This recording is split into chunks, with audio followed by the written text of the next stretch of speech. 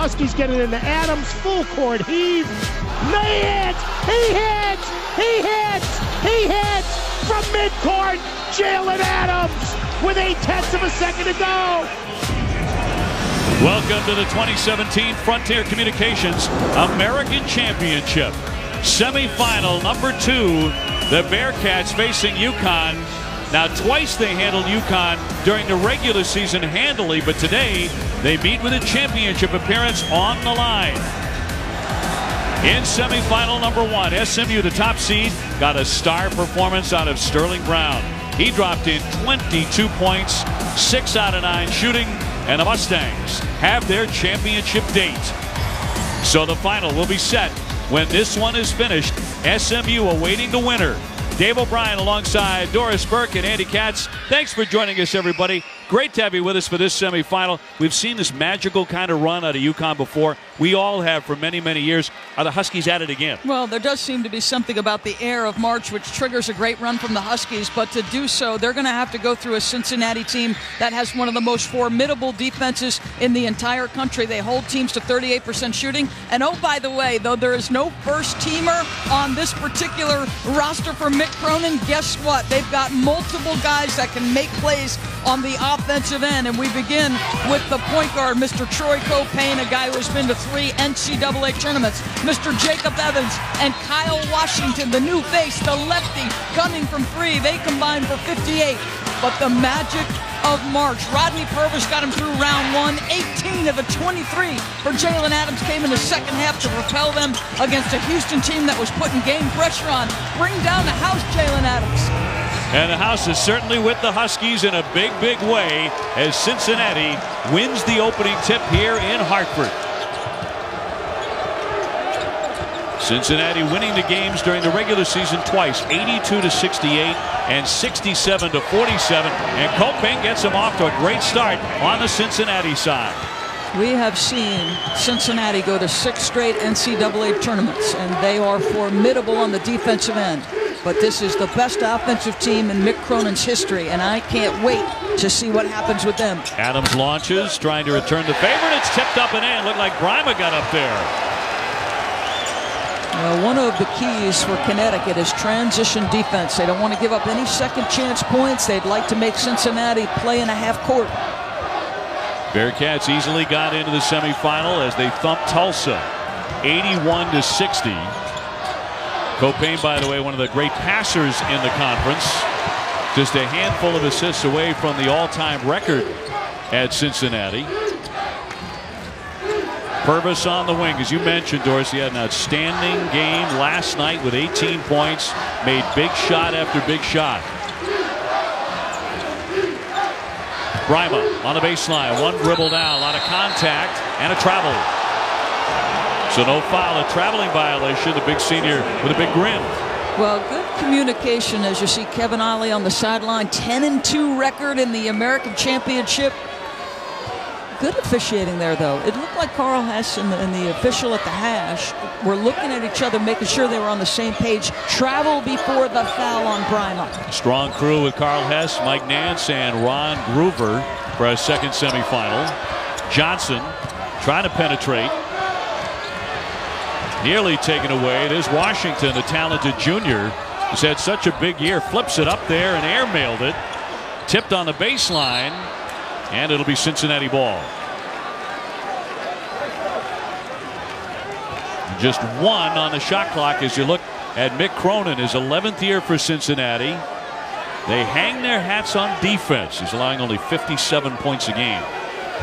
Anytime you're holding your opponent below 40% shooting, you are doing a heck of a job defensively. This is going to require a tip, and there goes the shot clock. So no basket. Clark didn't make it anyway.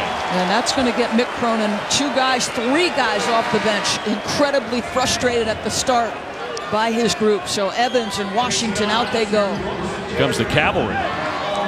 Just a couple of minutes in, and already Mick Cronin making a big change. His team trying for their 29th win of the season after running by Tulsa, the 7th seed, the quarterfinals. Mick Cronin, a coach's kid. His father, Hep, an outstanding high school coach, used to tag along all the time to the high school games. He learned well. He's done a heck of a job for Cincinnati. They're the number 15 team in the country. They are headed to the tournament regardless of the outcome the next couple of days. Adams whirling inside. Brima forced it up there. No whistle. Picked off, though, by UConn. They get it back.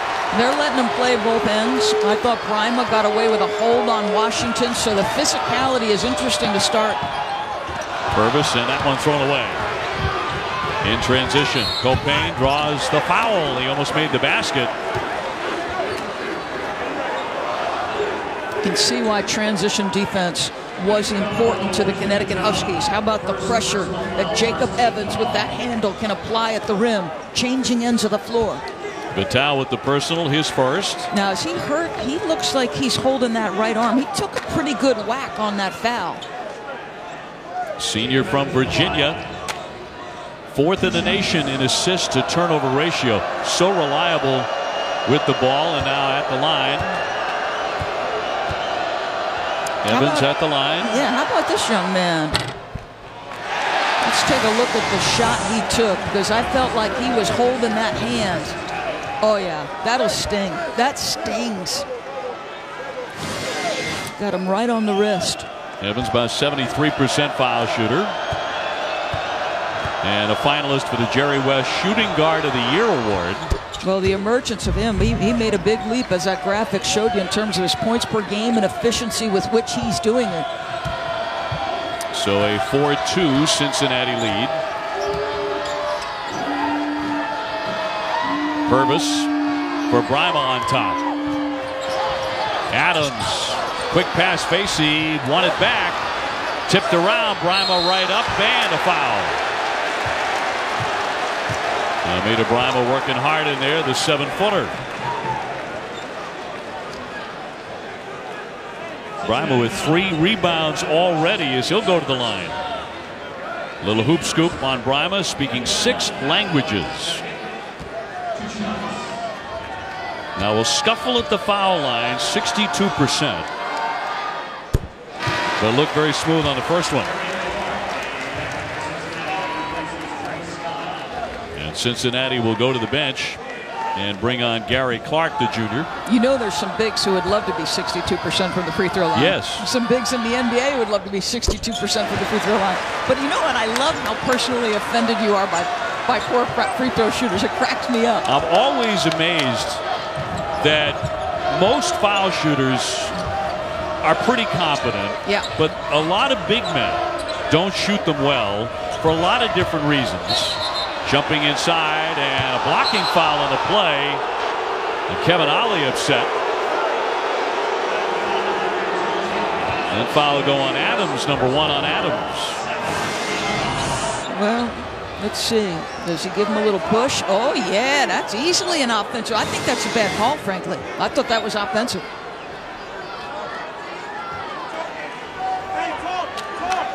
So Evans to put it in play, 16:49 to go here in the first half. Copain on the baseline, no whistle there. Straight on Evans, yes, and he'll make 39% beyond the three-point line. I tell you, and that was a step or two back from the line. That's some big-time confidence and range. Yeah, 20 against Tulsa in the quarterfinals on 8 of 10.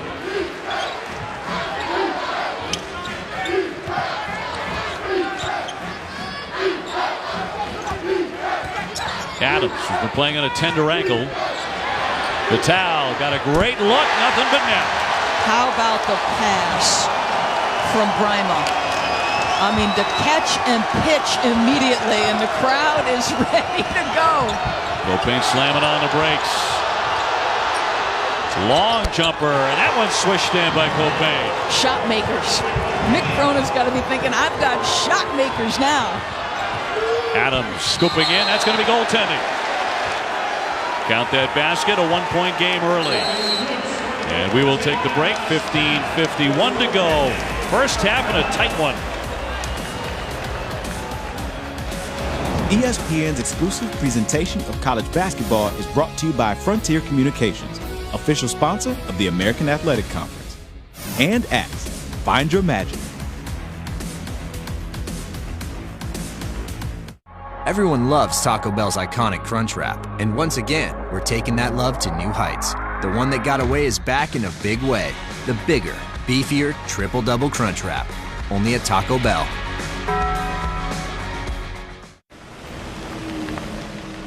Hello? Almost didn't recognize you. Sweet new ride. Thanks.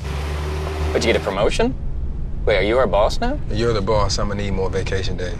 Oh, can I call in sick today? Guys, I don't have that kind of power, but I can park this car with my mind. Now you're just showing off. Lease the first ever all-wheel drive Infiniti QX30 crossover at your local Infiniti retailer. Any guy can catch a ride, but only you can take her on a journey. You got something. Own it and smell great with new Axe U, a unique masculine fragrance. With Odor Blocker, Old Spice's most powerful antiperspirant, I escaped sweat's curfew on my body, and I was free to break down barriers between man and beast. Finally, the answers to all my questions would be revealed.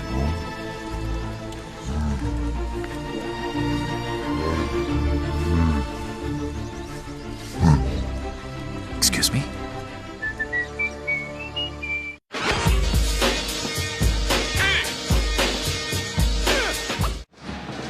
Just getting started, our second semifinal of the day, Cincinnati and UConn. Let's bring in Andy Katz. And Andy, we talk about, that magical March kind of run that UConn may be on again. Are they doing it once more?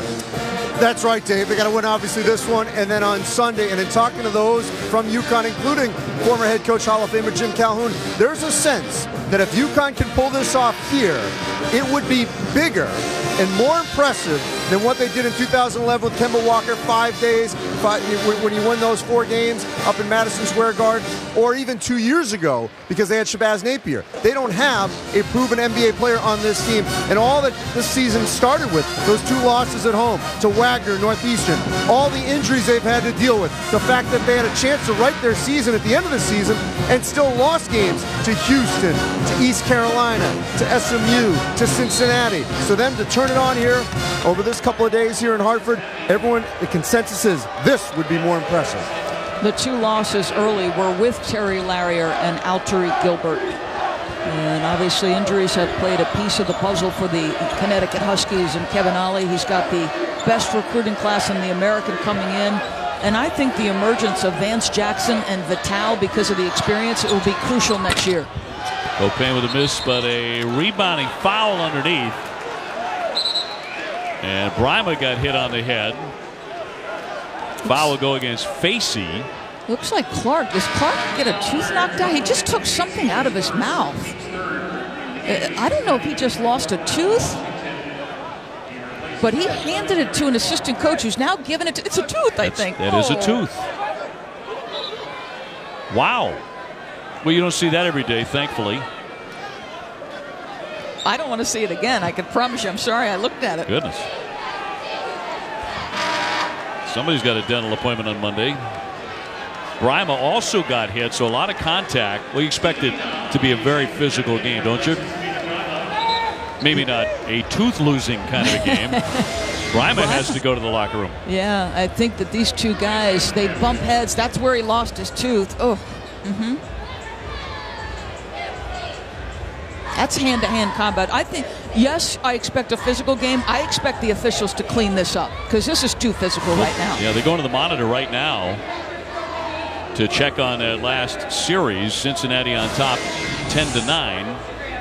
Oh, man. Now, this is, every mom's nightmare. Your son comes off the playground. Here you go, Mom, and hand her a tooth. I'm going to say I would like the next time to have a little warning from the truck about what I might see on the screen. Give you another look at the contact that knocked out a tooth.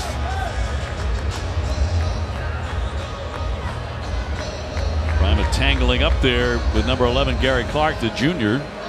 He's touching his head.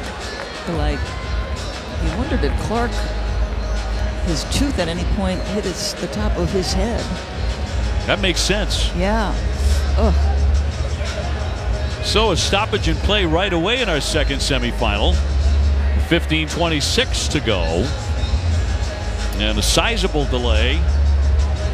Give you a look at our bracket as SMU is into the championship game as they held off UCF earlier today down the stretch, making their foul shots, making big shots, and the #1 seed and the outright champion in the American during the regular season into the title game tomorrow afternoon at 3 o'clock. Clark showing off the evidence of the physical play early. Copain to put it in. Evans, he drains it. Three-pointer from the corner. He's feeling good early. Evans averaging 13 points a game. His mom, Teresa, was a point guard at Grambling. He's also a very good passer and picked off by Cumberland. He'll attack and lay it in. Well, he's waiting and he's lying in wait for that pass. He was perfectly positioned, Cumberland. Jalen Adams, if you're going to make that kind of pass, you better have eye contact with your teammate and have them get into your passing window. Facey up to set the screen. UConn looking for a hot hand. Jackson on the baseline. Forced that pass. Nearly stolen away. Jackson came back to retrieve it. And a whistle, a tie-up on the play. UConn does have the possession arrow. Let's watch Cumberland step in the passing lane. I mean, he was sitting there the whole time. You're just waiting on that. Really bad pass by Jalen Adams. I'm unaccustomed to seeing him make that kind of silly play. Adams had 23 points against Houston in last night's victory, 18 of those in the second half. Once again, the officials are going to the monitor. They want to check the shot clock now to see if that's correct.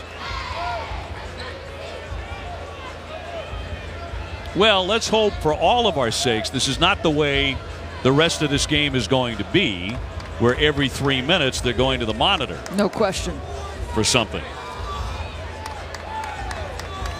You have a big crowd in the building on this second semifinal. 15-9 Cincinnati.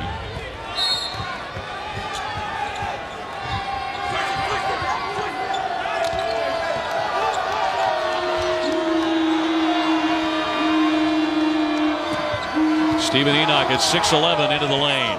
Missed badly there. And on the line is going to be a little shove and a foul. Foul will go against the Huskies and on Facey, #2.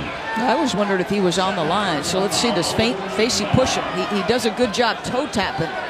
And the officials think that's enough contact. With some of the stuff we've seen, I'm a little surprised at that one. Yeah, I'm with you. And unless they're trying to clean it up, and they're going to have a tight whistle from here on out. Let's see. They've had other opportunities to clean it up. My goodness gracious, no question.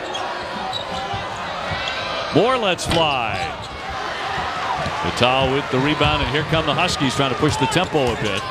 They've knocked Cincinnati out of this tournament 3 years in a row.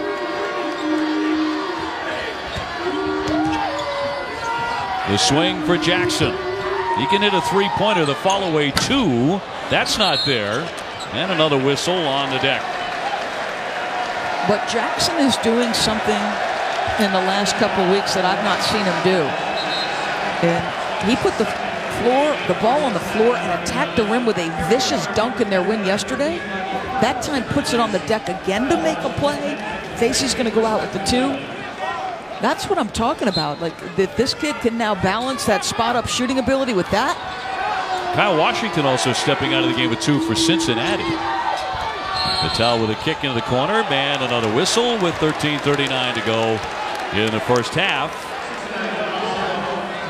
And that blocking foul against Moore, the 6'8" junior. He picks up his first. It's a choppy start. No question. Jackson for Adams. Here's Purvis trying to get going, and that's the way to do it with a three-pointer, giving UConn some life they really needed.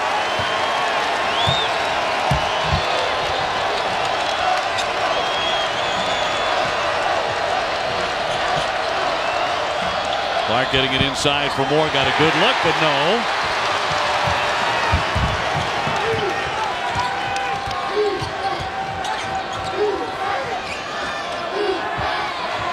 Enoch with a kick out. Jackson air-mailed it over the top of the iron.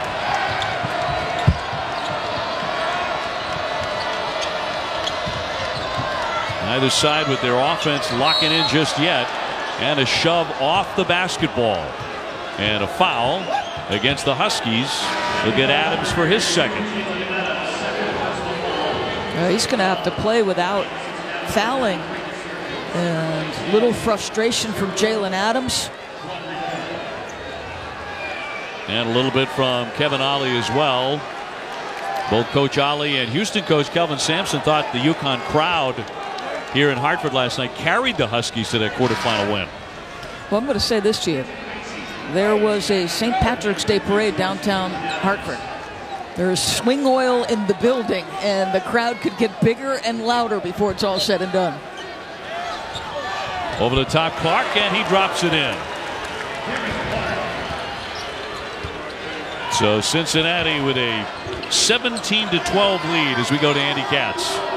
So if you're watching this game, you're hearing the crowd a little bit more of a buzz than normal if you're watching most UConn games. And a large part of that is because you've got fans here that may not go to traditional UConn games because they don't want to pay sort of a seat fee or anything like that, or they're not donors, or they can't get season tickets. So what happens in tournaments like this, you got fans sitting in seats that are lower than normal, and you got a little bit of a boisterous crowd. So everyone's expecting this to be a louder, more energetic crowd. And by the way, yeah, the St. Patrick's Day parade, that doesn't hurt.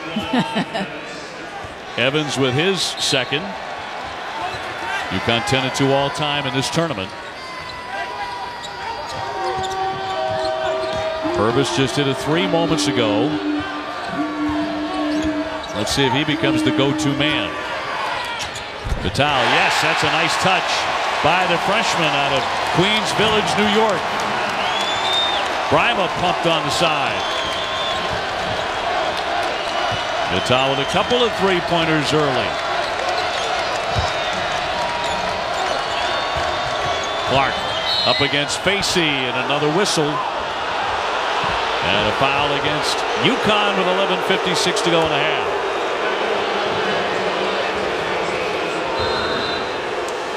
Well, UConn has made a couple of threes. Mr. Purvis had one. Purvis makes the pass. Mr. Vital gets him within two.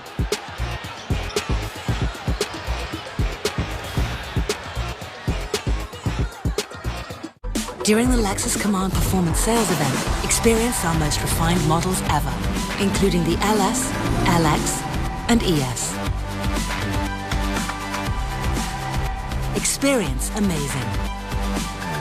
Delicious freshly brewed coffee comes at a price. It's $1. Go to McDonald's and get $1 any size coffee or $2 small specialty beverage. And every 6th McCafe beverage is free with our app. Wake up and win the day. Earning your cash back shouldn't be this complicated. Yet some cards limit where you earn bonus cash back to a few places and then change those places every few months. Enough with that. With Quicksilver from Capital One, you always earned unlimited 1.5% cash back on every purchase, everywhere. Welcome to Unlimited. What's in your wallet? I joined the Army in July of '98. I did active duty 11 years and 2 in the reserve. Our 18-year-old was in an accident. When I call USA, it was that voice asking me, is your daughter okay? That's where I felt relief. It actually helped to know that somebody else cared and wanted to make sure that I was okay. That was really great. We're the Rivera family, and we'll be with USAA for life. USAA. We know what it means to serve. Call today to talk about your insurance needs. We gotta be aggressive right off the gate. Tonight at the American semifinals, the UConn Huskies look to earn a bid in the NCAA tournament. We deserve this. All the stuff we've been through. Purvis is just feeling it. I just think we have to be tough. That's it.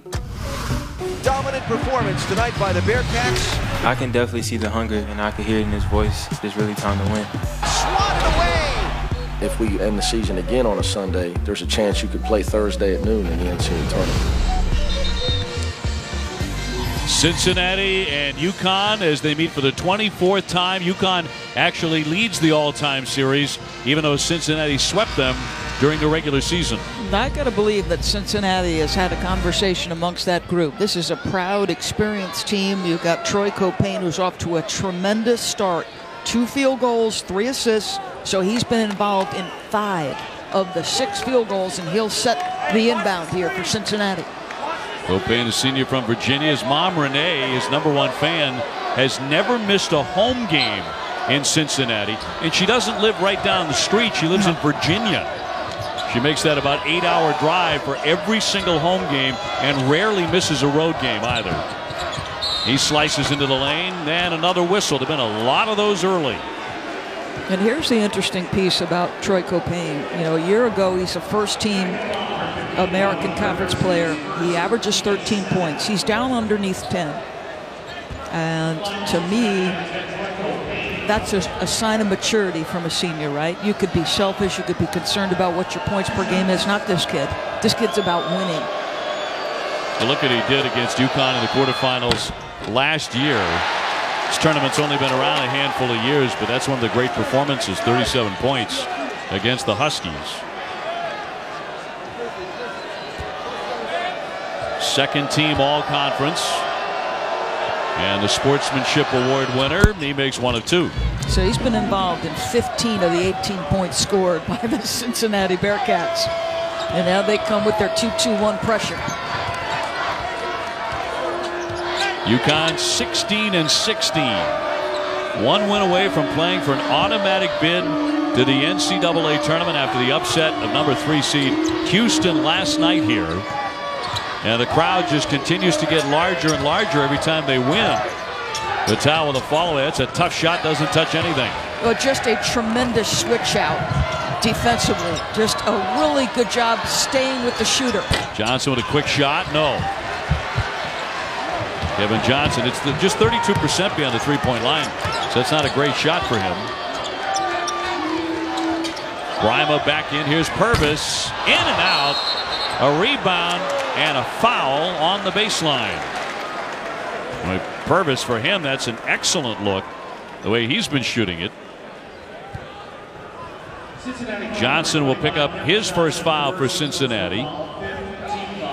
Rodney Purvis last night came back very strong after a first-half collision. He was knocked to the floor. He had to leave the court for a while. I'll be honest, I was concerned he was going to go into concussion protocol because I thought when he stood up he looked a little shaky, but he went back to the locker room, he appeared okay, and boy did he respond. Yeah, got 18. Made big shots, nearly stolen away. Purvis saves it. Shot clock down to 15. Vitale looking for the big guy. Brima on the baseline, around and out. That's consecutive possessions where Cincinnati just gets a great challenge on the shot. Johnson. Here's Evans. Clark again, jumping into the paint. Can't finish it. A clean block on the play, and now a tie-up, and it starts to get a little physical. Carl Hess has to separate those guys.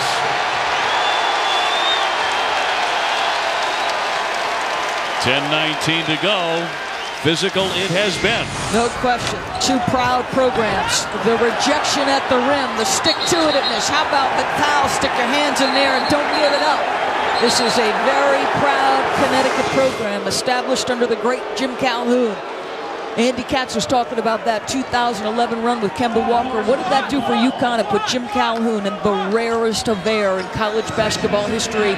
3 national championships for Coach. Not many who can say that, Dave O'Brien.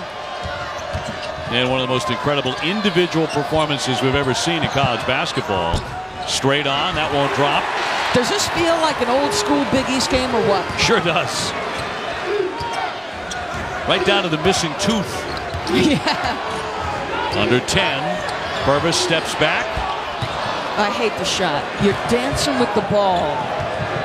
Nobody else touches it. Everybody's standing and watching. Cincinnati is sitting in defensive position. Why?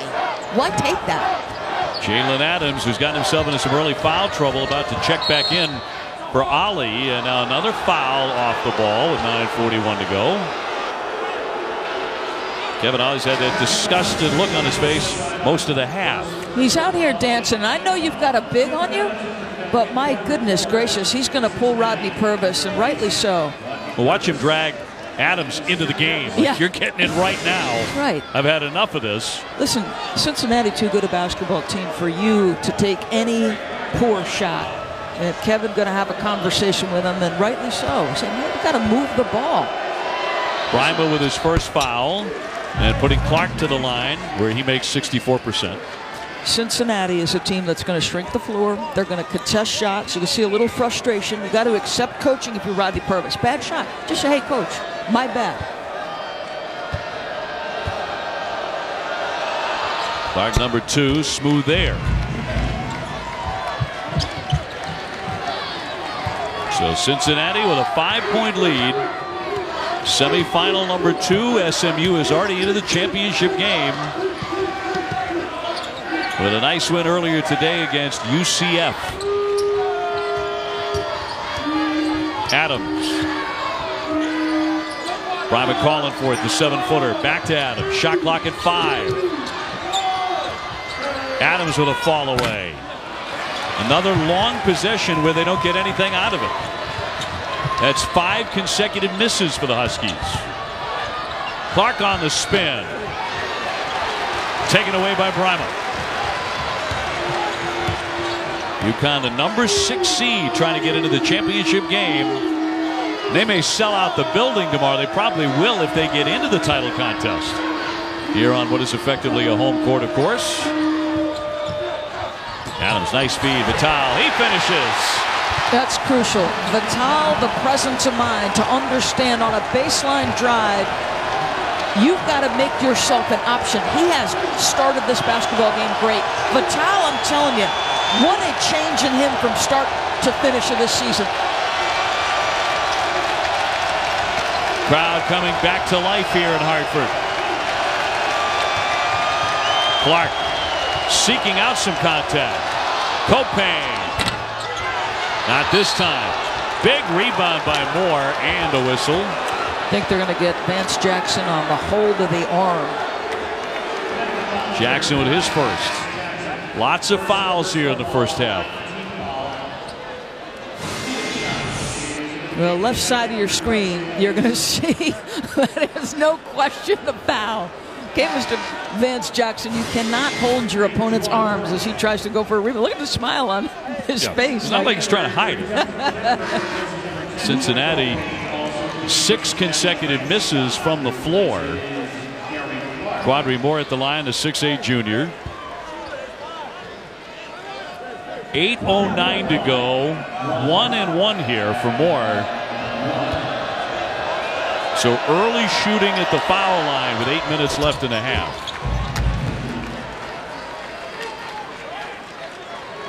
Cincinnati just 67% at the foul line as a team. So not a real strength for the Bearcats. They have a lot of strengths. This isn't necessarily one of them. And a rebound by Brima.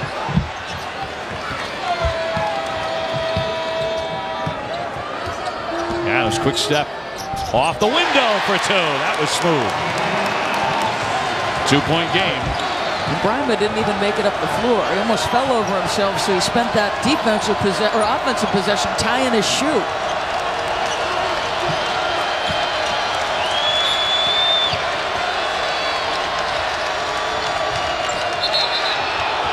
Tipping another whistle, another foul. And that's huge. That, I believe, is the 3rd foul on Jalen Adams. That will be number 3. Monumental. Yeah, it is indeed number 3 on Adams. So they've lost a huge figure probably for the rest of the half.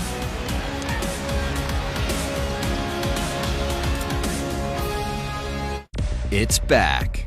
And it's front. No, really. The Triple Double Crunch Wrap Big Box is back. And it's still all mains, no sides with the Doritos Locos Taco, a Crunchy Taco, and a Mountain Dew Baja Blast. Just $5, only at Taco Bell. During the Lexus Command Performance Sales Event, experience our most elevated SUVs ever. including the LX, GX, RX, and NX. Experience amazing. We are American.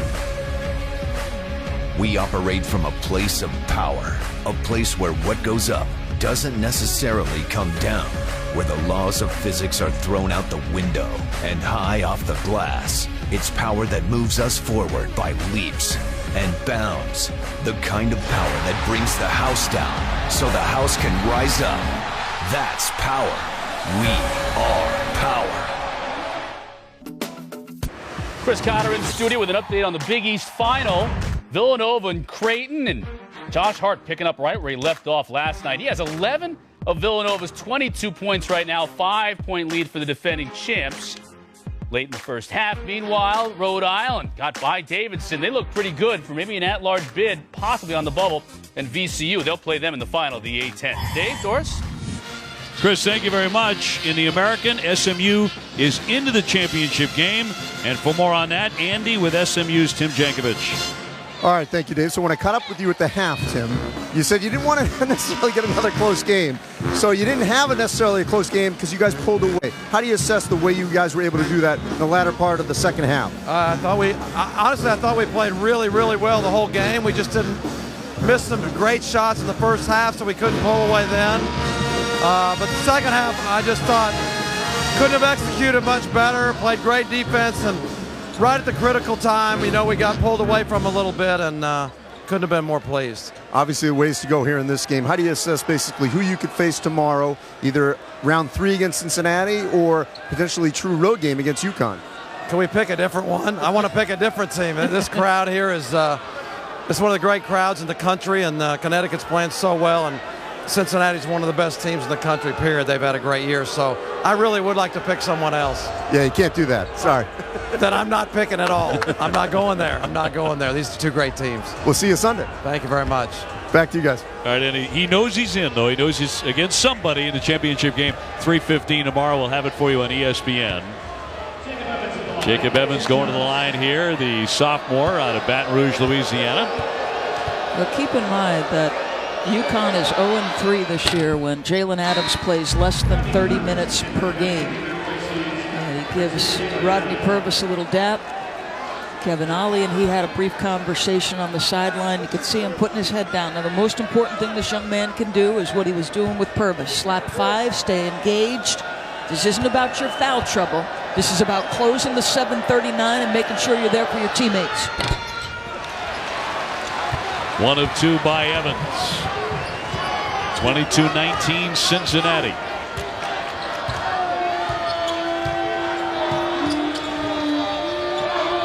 Brima with another touch. 7-footer to the paint. Lost it. Cincinnati long known for buckle down defense. This team no different. But this is a Cincinnati team that can score, as that one is swished in by Moore with a sweet touch. This is a team that scores 75 points a game. Yeah, no, seriously, this is Mick's best defensive team. Keep in mind he spent some time in the offseason with Mike Bray at Notre Dame, who obviously has been one of the better offensive teams under Mike's tenure. Talking about 4 out, 1 in, how to spread the floor, getting better shooters in your program. Mike Bray's Fighting Irish into the ACC championship. Brima shuffling his feet. Carl Hess saw that correctly, and the turnover. We're going to be watching what happens now that Jalen Adams has picked up a 3rd foul, which was a silly one. He had absolutely no chance. You see his reaction and his coaches. Kevin's going to say something. Jalen's going to kind of bark back at him. And then there was a moment briefly where he just goes over to him, let the emotions settle down. Competitive guys. Obviously, the young man's disappointed, but this is how you coach right there. Kevin Ollie, of course, who has coached the Huskies to a national championship. Foul off the ball. This will go against Cincinnati. That brings some sarcastic applause from the UConn faithful here. Moore with his 2nd foul. 24-19 Bearcats.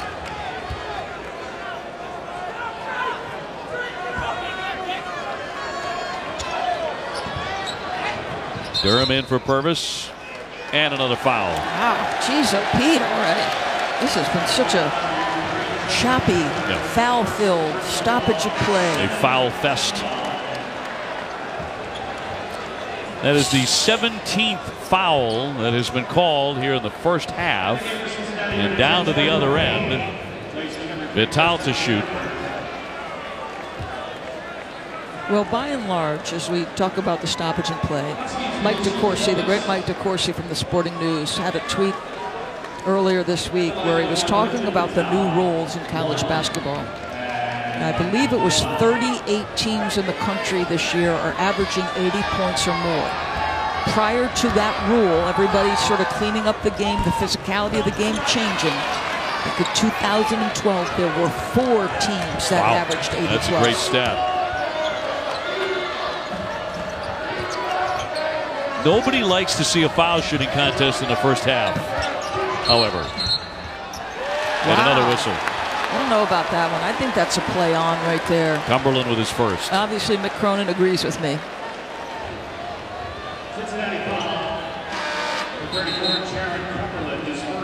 Well, I realize we have 6 minutes to go in the first half, but here's hoping the second half leads to more fluid play. UConn with 10 fouls, Cincinnati with 8. Double bonus now, rest of the way for Cincinnati.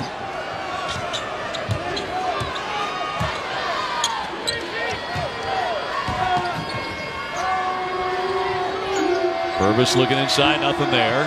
Shot clock at 14 for the Huskies. Vital with a long one. That glances away.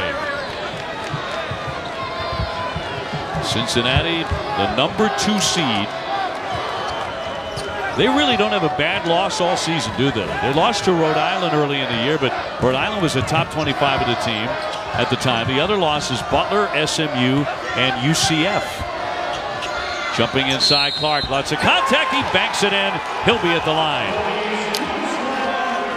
26-19 as he looks for a three-point play. You talked about the excellence of Cincinnati. They have been remarkably consistent as a program. There are the quality wins, and all of a sudden that Iowa State win looking better and better as they advance deeper and deeper in their conference tournament. SMU already in. Xavier, who has rebounded after absorbing a huge injury early in the season. Look at the BPI and RPIs. But I'm with you, the one thing we talked about what might pinch SMU in a tournament environment, which is depth and maybe athleticism and pressure and all those things that can take a toll on a thin roster.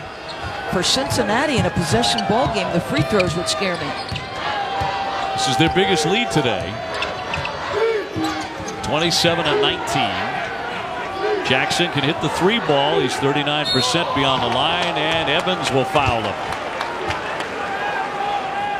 6-0 run since the third Adams foul. Let's go to Andy Katz. Well, I think we all saw Mick Cronin get a little salty about the selection and seeding process a couple of weeks ago after practice. And I talked to him last week about it, and he says, look, I just want to underscore that the NCAA is a business, which no one disputes.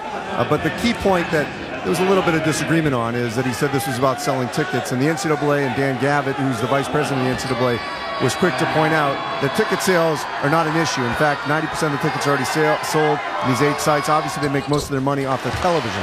As for seeding, in the last 3 years, since they set the seed list from 1 to 68, there has not been a team that has moved on the seed line based on geography. Now, prior to that, they averaged about 10 a year that had occurred. In Cincinnati's case, if they were to play high enough, then they would be a protected seed in Indianapolis. If they win this, get a win over SMU, they're going to get a high seed, and they'll be as close to home as possible. How high, Andy, do you think they go? Are they a 4? I think they could get as high as a 4, but they might end up on that 5 line. But look, they could end up in Indy, maybe. They could end up in Milwaukee. As the selection committee told me, essentially the highest seed on each of those lines gets a choice. 1, 2, 3, 4, 5 going down about where they might get slotted. That's why, if you remember, Yale was the top 12 last year. They ended up in Providence instead of some other place. Cumberland lifting a 3. Got it right in front of the shot clock. Well, interestingly, along that conversation, everybody's wondering about Gonzaga, where their seed will be, are they a 1, et cetera, et cetera. You had an interesting conversation with Mark Few about whether or not they should go to Sacramento or another site, and his thoughts were what? Well, he wanted to go to Sacramento. He said, everyone assumes that Gonzaga, for example, And a foul in the backcourt that they would want to play absolutely in Salt Lake. That's where all their fan base is. Mark Few said, well, wait a minute. We draw really well in Sacramento. We'd love to play there. We don't have to just play one place all the time. And as a number 1 seed, should you have some say in that?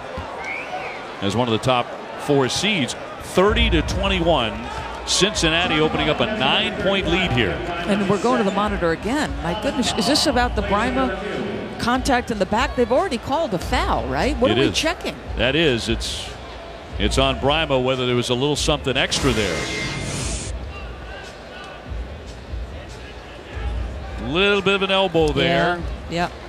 And sending Brooks tumbling, the 6'11" freshman, backward. Well, he does make contact above the shoulder. 9-2 run here for Cincinnati since Adams picked up that 3rd foul.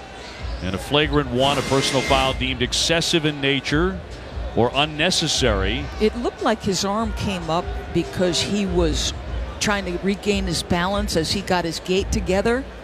But do they have to call something because of the contact above the shoulder?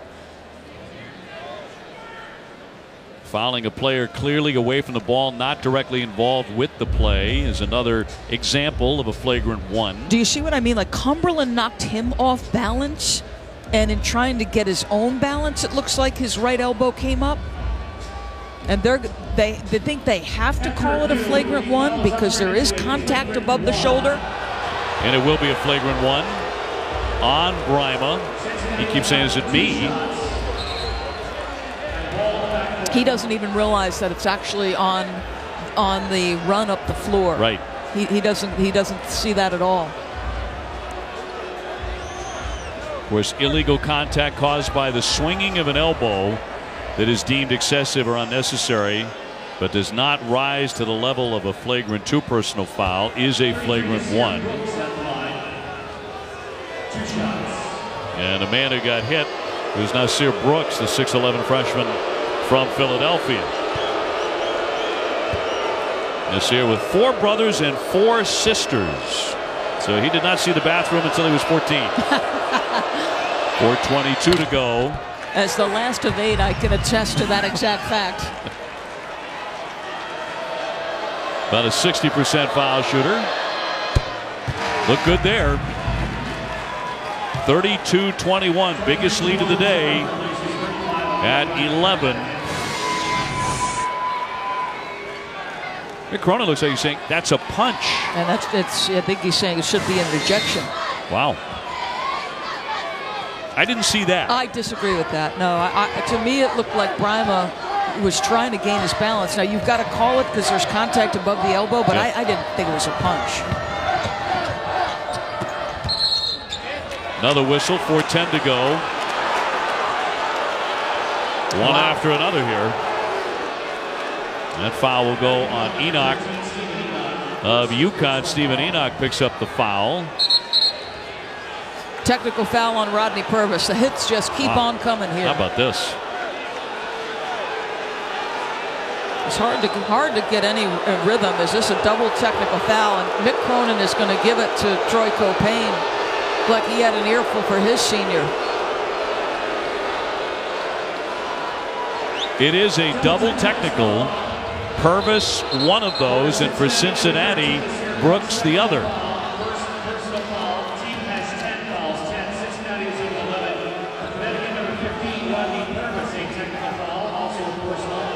The tweeting you are hearing at home is not the early arrival of spring. No. And he's going to take Brooks out. And I say this to you about Mick Cronin. He has established a culture. He's got good kids, and he's certainly not going to accept anything like he considers bad behavior or poor teammate skills. And he is letting his kid have it, as he should.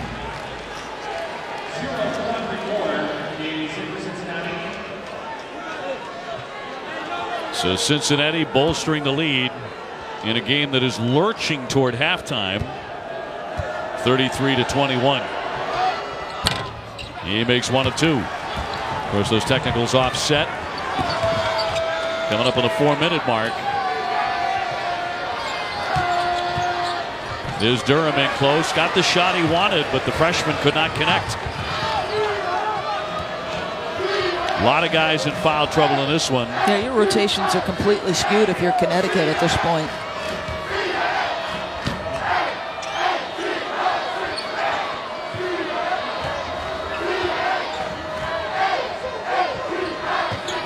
Copain gets himself an open look and sticks it.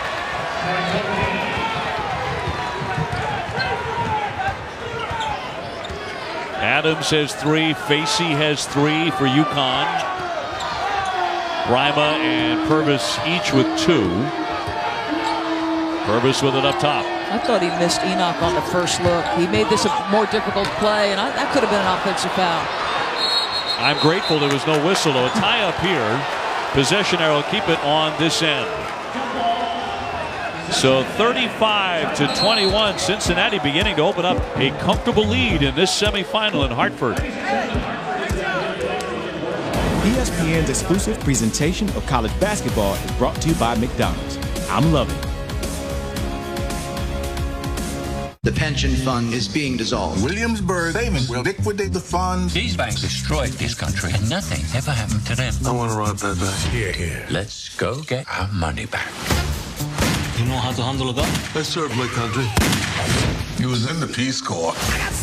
We're gonna need the practice run. I got a getaway car. Stop! She's gaining on us. Look what you did to Cindy. She's looking like a Colombian drug mule. Going in style. Rated PG-13.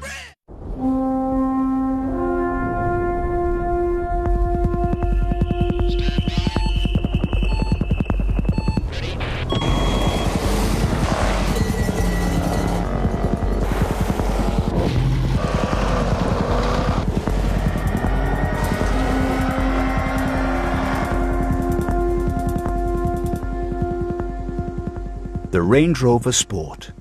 Land Rover. Above and beyond. Do you always put Cheez-It Grooves in your sandwich? Of course. They're chips. Chips plus sandwich equals the perfect lunch. Oh, don't forget the pickle. It's kind of a big deal. Cheez-It Grooves. Chips made with 100% real cheese. Dang right it's a chip. Delicious freshly brewed coffee comes at a price. It's $1. Go to McDonald's and get $1 any size coffee or $2 small specialty beverage. And every 6th McCafe beverage is free with our app. Wake up and win the day.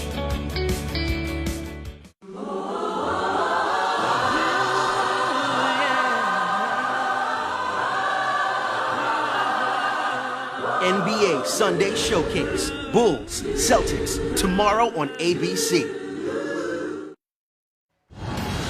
Chris Cotter in Bristol. Audi halftime report coming your way. A little chippy in the Big Ten, but Michigan keeps their unlikely run alive. We'll show you highlights of the Big Ten semis between Michigan and Minnesota. And tickets punched today, 2 out of a total of 13 on this date. We'll tell you who's dancing coming up. Kara Lawson, Dan Dockett will join me. Dave, we'll see you then. Thanks, Chris. And how about that Michigan team? That is something else after the week that they have endured. And they're playing going off the runway.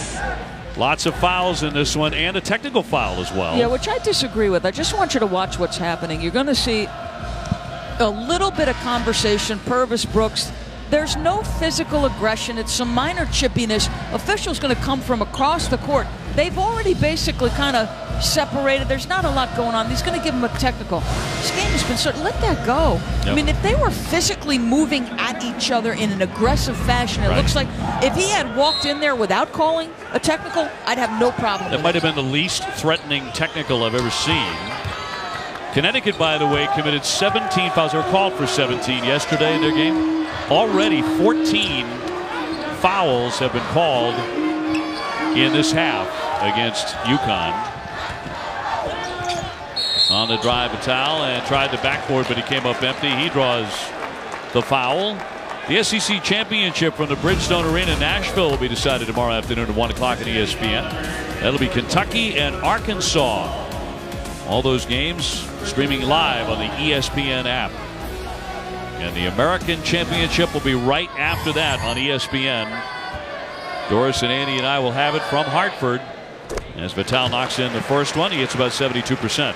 Kentucky beat Arkansas by 26 in a meeting earlier this year. Can they close the gap? Well, that's what the Huskies are trying to do right now against Cincinnati. Close the gap.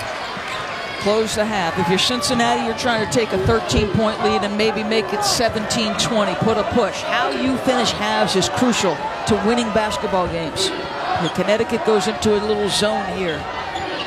Cincinnati beating the Huskies pretty handily both times this season. 82-68 and then by 20. Johnson from the corner off the side of that backboard. Purvis airborne. No. In close, another whistle. Durham working hard, the former McDonald's All-American nominee out of Tampa Prep. Getting some minutes here in the first half. He'll be at the line,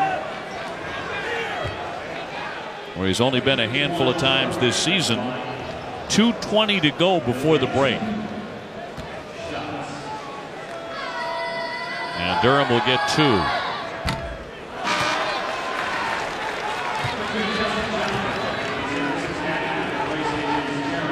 This half combined 26 personal fouls, 2 flagrants, 2 technicals, 4 video reviews,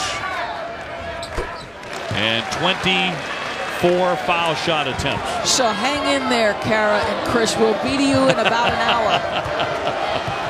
Wow.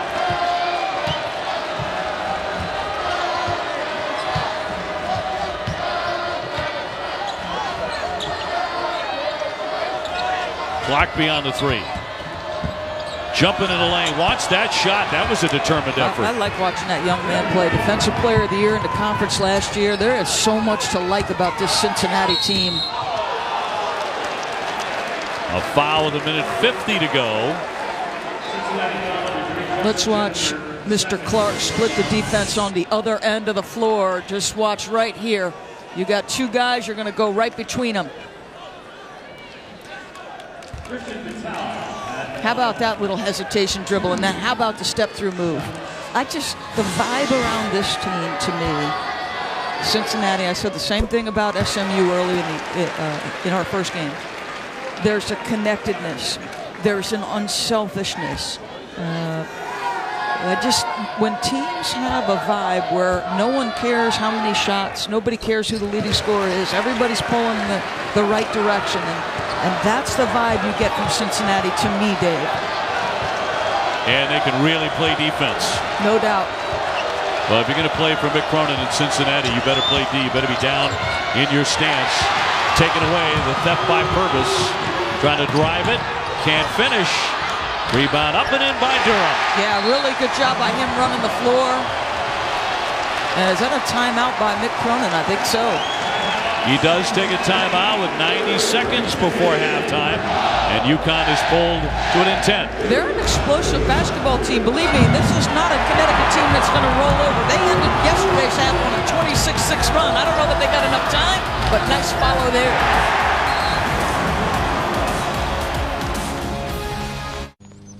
I'll take a lemonade. That'll be $2.37. Your sign says $1. Yeah, but that doesn't include fees and added taxes. Fees and added taxes? They're all listed on your bill. Are you kidding me? There's the line access fee, the standing on my lawn fee, the fresh fruit high cost fee, the poison control surcharge. Don't pay more for taxes and fees. With T-Mobile One, taxes and fees are now included. For a limited time, get 2 lines of unlimited data for $100. All unlimited, all in. Well, UConn getting a little bit of momentum here with 1:30 left before halftime. Got to continue to make stops. They go to this zone. They like what they see clearly because they're sticking with it. Love to see those guys touching hands at the free throw line like, hey, we're connected too. Tough pass. Clark hooks it up and in. Yeah, this guy's physically tough. He's mentally tough. You're just getting post position and putting him in the spin. That's nice. Best shooter on the team, too, at 54%. So I just love that kid. Jackson makes 39% from 3. Boy, there have been some ugly shots by UConn. On the run, Cumberland will lay it in. Well, a big-time move by the 6'5" freshman, 218 pounds. Wilmington, Ohio's going, that's our boy. He's got a linebacker build, doesn't he? He sure does. 3 for 3, really efficient, and now Kevin Ollie going to use one. 41-27. Cincinnati back in a comfort zone. With long-lasting Firestone Champion tires, is there really such a thing as a wrong turn? Map says straight. Let's go left. That's not wrong. Should we? Not wrong. And that ain't wrong either. New Firestone Champion tires with our longest limited tread wear warranty ever for 70,000 miles of no wrong turns. Whatever you drive, drive a Firestone. 36.8 seconds before halftime. You talk about Jaron Cumberland, the 6'5 freshman, being a lot to handle. All rookie team, Coach 6 Man of the Year. How about the ability to handle at that size? Crosses the defender and then against the challenge. Corner of the window, great concentration. Going to be a big-time guy for Mick Cronin. Came to Cincinnati with a serious scorer's reputation at Wilmington, Ohio, where he scored 30 points a game as a senior and finished with 2,400 career points.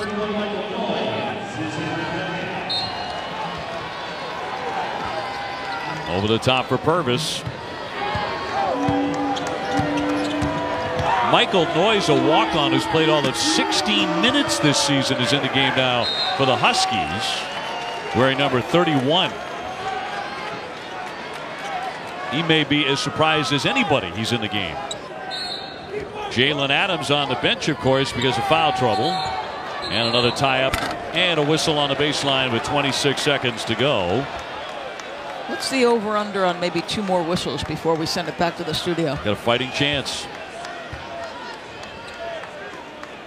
You wonder, and I'm very serious about this, do officials go into their room, their little locker room in the arena at halftime, and maybe size up how they call the first half and what they're looking for in the second half, and maybe alter a few things if they can? I think obviously these officials are as much a team as the respective teams, as the broadcast team. Everybody's got to be working in unison. So the answer to that question is yes. And if there's a member of, if the official in charge of this group, he might go into the locker room and talk pregame. Hey, let's keep an eye on this. Remember, these are our points of emphasis. We want to make sure. Now, I did think, in defense of these officials, I did think that the game started out incredibly physical. So obviously you want to make sure. But it's just, it has felt bad from the jump, right? Yeah, and this is a respected crew. Carl Hess, Mike Nance, Ron Groover, they do a really nice job. Just an awful lot of fouls for everybody's taste. Cincinnati with a 41-29 lead and the ball here. They can hold for the final shot before halftime. Copain looking up at the clock. Wants to take that shot. Opportunity for a long heave. Vital will be way short. And Cincinnati own the first 20 as they have the lead at the break, 41-29, trying to end the UConn dream right here. Cincinnati outscoring the Huskies after Adams left the floor in foul trouble, 20-10. And let's go to Andy with Mick Cronin. All right, thank you, Dave. Mick, what has gotten you so hot toward the end of this first half? Well, we made some dumb plays, but I thought Bryman should have been thrown out. So Gary Clark's got his tooth knocked out. I thought he threw a punch. If that was Octavius Ellis, he gets thrown out all the time for my team, so I'm not happy right now. How do you put the foot on the pedal here and put him away at the beginning of the second half? We got to play better defense. Our scouting report defense was bad. We let them shoot some threes to start the game. We're giving up layups. We're denying the walk-on, giving them a post-up. We're just not playing smart. Thanks, Mick. Thanks. That shows you how much defense means to him. They gave up 29 points. He doesn't think that was near good enough. But Cincinnati has the lead, 41-29. Back to the studio. Chris Cotter, Dan Dockich, and Carol Lawson coming your way. And then the second half of our second semifinal from Hartford. Appreciate it, Dave. Doris, the Audi halftime report. Carol Lawson is here, as is Dan Dockich. Just talk about the first game in the American there at Hartford. UCF and SMU earlier. Shake Milton. I love that name. And he is wide open, puts SMU up 11. Then Ben Moore, who also had a great game, as did Sterling Brown. He hits a three, and SMU is off and running, hitting these wide open shots. Just too much for UCF. Shemi Ojeleye, the American Conference Player of the Year, 17-6, the #1 seed in the championship. So they await the winner of our game here with Cincinnati and UConn. And Cincinnati, Coach Cronin wasn't all that pleased with how his team played in the first half, but at least they were knocking down shots, really making good decisions and making those shots. 50% from the floor, 50% from beyond the arc. And when they knock down three-point shots, that really helps out what they do on the offensive end of the floor. I love the Cincinnati team in terms of their offensive balance. They've got 4 guys that average in double figures. And when they get three-point shots from their perimeter players, it helps open up things on the offensive end. There's Jacob Evans knocking down a three-point shot. Troy Copane gets into the action, a senior guard that has a lot of wins under his belt. So you look at this team, and we know that they're stout on the defensive end. There's Jaron Cumberland, a freshman that can come off the bench and knock down threes as well. And you add this with the balance and the efficiency on the offensive end. That's what makes me excited about the prospects for Cincinnati in the NCAA tournament. And also looking ahead to possibly a matchup, Cincinnati and SMU in the American Championship game. What did you like from what you saw from the Mustangs today? You know what I like? I like what I've seen all year with SMU. And look, Tim Jankovich replaced a legend. Now, Larry Brown has had 962 jobs, so there's been a lot of guys that replaced Larry Brown. However, Jankovich in this situation, Larry Brown brought SMU back. Now, he leaves, you got a little NCAA problem. The guy stepping in for a legend, that doesn't work all the time. I mean, players react differently. They didn't come to play for Jankovich. They came to play for Brown. Now Brown is out. I just think he's done a masterful job with this team. 17-1 in a very tough conference. Both games have been close with these two. I expect it'll go down to the wire and it'll be a knockdown, drag-out, end of the game, whoever's got the ball possession type game. You're right. If it is Cincinnati, they split the season series between these two, so it should make for a really good matchup in the final. Big 12 final going on right now over on ESPN. Let's show you some highlights of Iowa State and West Virginia. And Nathan Adrian right here. First of all, Iowa State. Oh, nice steal right there. And that's what West Virginia does. That's why they call them Press Virginia. Yeah, that's what they do. Turn you over in transition. And, this is Deontay Burton. Man, Iowa State is playing great. They've got 4 guys that can go for 30 on a given night, and that's Burton, the lefty, a tough matchup. Burton's been unbelievable, and you can't miss him with those pink shoes, too. When we come back, the defending champs in action in the Big East as we speak. I'm going to show you what they're up to, taking on the Creighton Blue Jays, coming up next. Everyone loves Taco Bell's iconic Crunch Wrap, and once again, we're taking that love to new heights. The one that got away is back in a big way. The bigger, beefier triple-double Crunch Wrap. Only at Taco Bell. This lovely lady has a typical airline credit card, so she only earns double miles on purchases she makes from that airline. Would you earn double miles on, please? Oh, it's unfortunate. There's a better option. The Capital One Venture Card. With Venture, you earn unlimited double miles on every purchase, everywhere, every day. Not just airline purchases. Seems like a no-brainer. What's in your wallet? I joined the Army in July of '98. I did active duty 11 years and 2 in the reserve. Our 18-year-old was in an accident. When I call USA, it was that voice asking me, is your daughter okay? That's where I felt relief. It actually helped to know that somebody else cared and wanted to make sure that I was okay. That was really great. We're the Rivera family, and we'll be with USAA for life. USAA. We know what it means to serve. Call today to talk about your insurance needs. It's back. And it's front.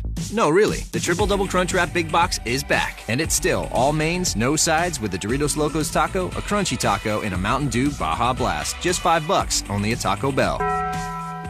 The Verizon IndyCar Series kicks off tomorrow in St. Pete. Go get him, go get him. Get out there. The countdown to the Indy 500 begins here. Great job. The Firestone Grand Prix of St. Petersburg, tomorrow at noon Eastern on ABC. This halftime report is presented by Audi.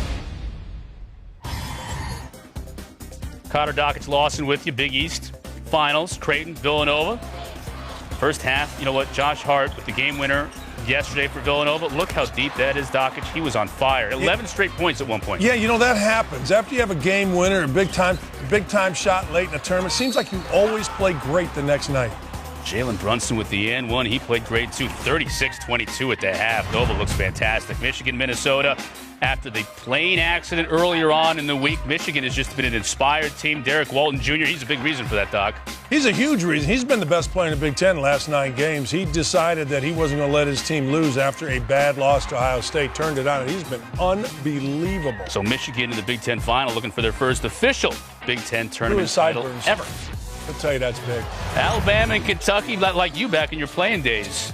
SEC, De'Aaron Fox, he was unbelievable. It's almost like pick your poison with Kentucky, and today, Kara, was Fox. Yeah, it is. And De'Aaron Fox is a guy that creates the pace for Kentucky. 28 points, got to the free throw line 15 times, and Monk added 20 points as well. Those two led the way. That was the semis in the SEC. They'll play Arkansas for the title. Rhode Island on the bubble, taking on Davidson, the surprise team in the A-10. The semifinals, E.C. Matthews had himself a day from the corner.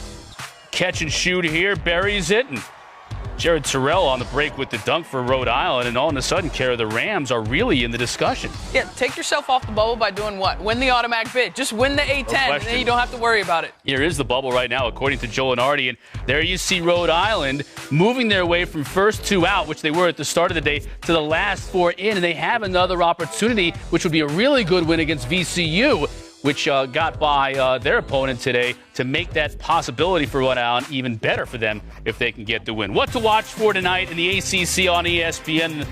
Duke and Notre Dame. Doc, coming up in the ACC. This one promises to be pretty good because both these teams are playing well right now. Playing outstanding. I mean, I love Duke.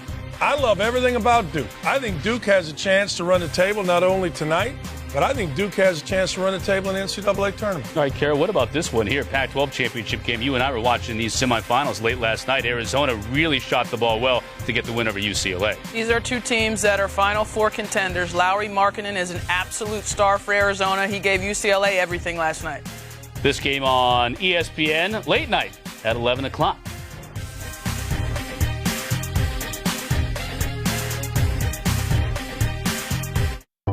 Is Microsoft Word on the iPad? Yeah, it is. Just head to the App Store and download it. Now you have Microsoft Word on your iPad Pro. And it works with Apple Pencil. Word? Word. Word. Yeah, Word. Word. Come, explore a place where you can fly on the back of a banshee. Walk under floating mountains and navigate a mystical river. Welcome to our world beyond belief. Pandora, the world of Avatar. Only at the Walt Disney World Resort. Come on in. Pull up a chair. Gather around. So many ways to invite people to come together. Or you could just put out the Sabra and let the simple, fresh ingredients do the talking. Sabra, welcome to the unofficial meal. To achieve financial security, there are 2 halves to consider: protect and grow. Instead of focusing on insurance or investments alone, we bring them together into one whole picture. At Northwestern Mutual, we guide you along your path by combining personalized investments and world-class insurance. That's one of the reasons 96% of our clients stay with us year after year. At Northwestern Mutual, we help you live life differently. If you get up early to get more done, if you believe hard work makes you stronger, don't settle for anything less than the hardest working, smoothest riding side-by-side ever built. Polaris Rangers help you haul more, pull more, dump more, and make more of your free time when the work is done. Polaris Ranger, like you, we're driven to do more. And now's the time to get up to $1,200 cash back during the Polaris Spring Sales Event.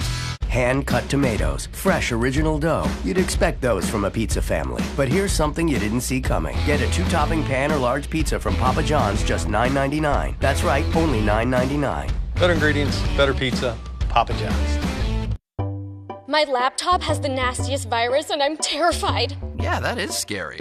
You know, an iPad Pro doesn't get PC viruses. So relax. There's nothing to be afraid of. Except ghosts!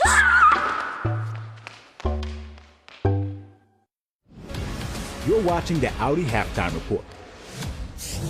This time of year for so many schools, it's about getting into the big dance. We got a couple of tickets punched today already. Several more still to come. Vermont out of the America East, and North Carolina Central getting in from the MEAC. Great stuff. celebrations continue. Jerron Cumberland, great move to the bucket right there. Bearcats up by 12. Second half from the Excel Center coming up. This has been the Audi Halftime Report. This halftime report is presented by Audi.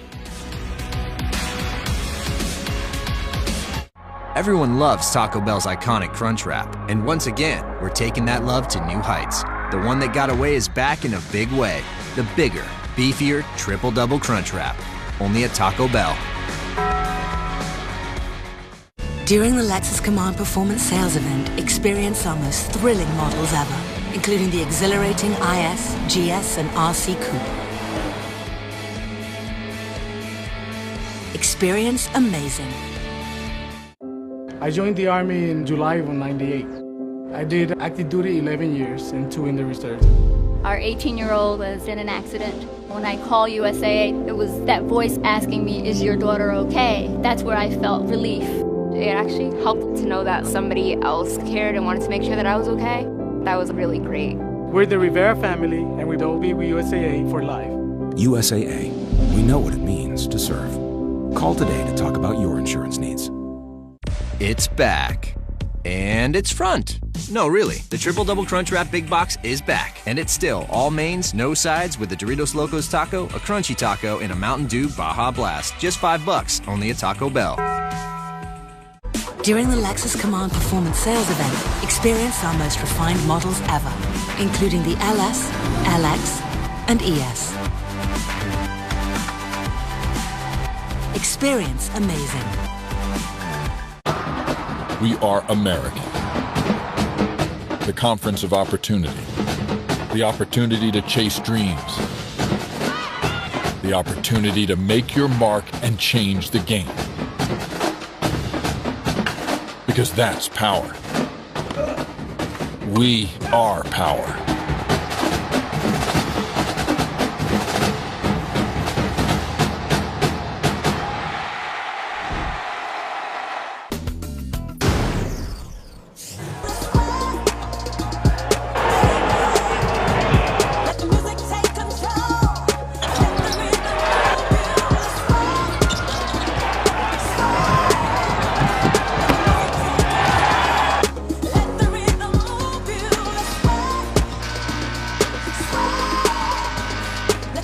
Tempers flared, a tooth was lost.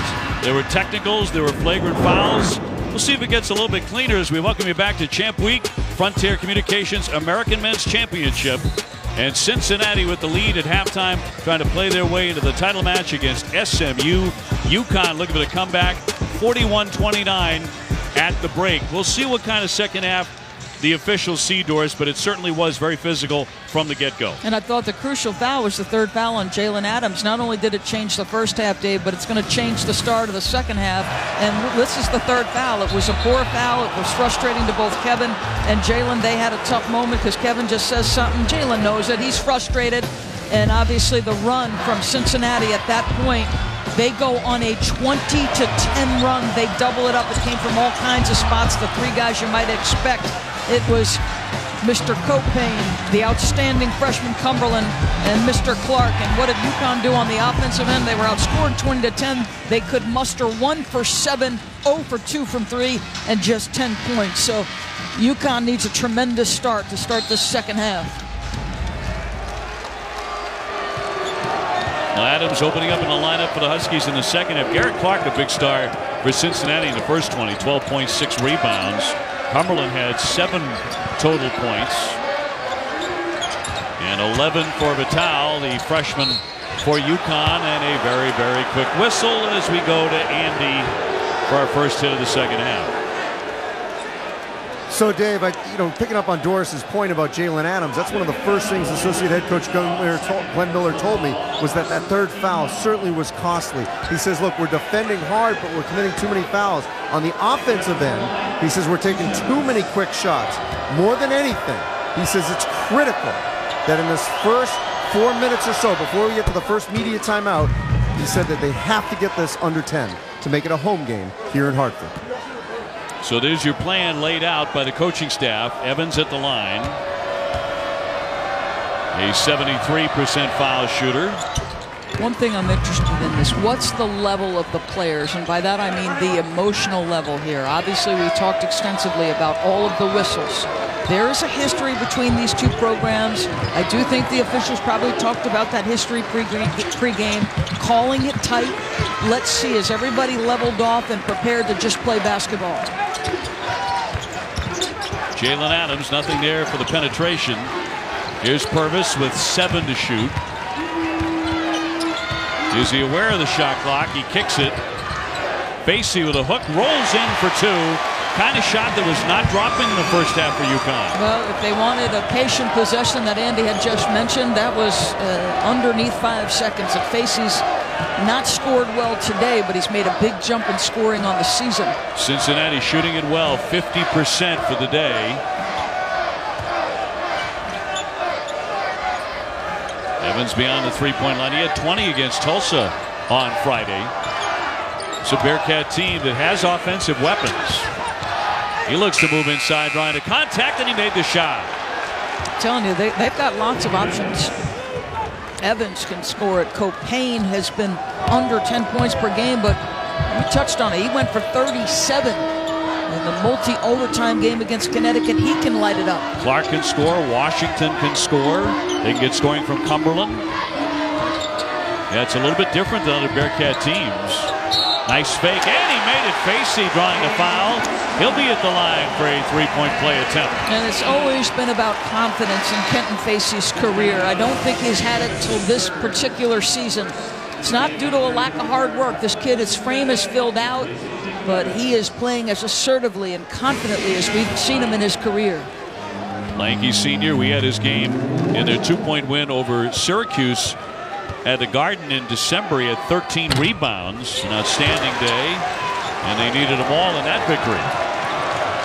And UConn needs to win this one and get their way to the championship game and win that if they're going to go to the NCAA tournament, grab the automatic bid. They would really steal a bid out of the American if that comes to pass. Copain looking inside. Washington turns. Bryma right with him. Shot clock at 5. Bryma went down. UConn got a little bit lucky there. Vital with a nice feed, and Facey finishes. And the Huskies coming to life. Here comes the home crowd. Exactly what Glenn Miller was talking about in the last recruit of the Jim Calhoun era. Kenton Facey has got 6 straight.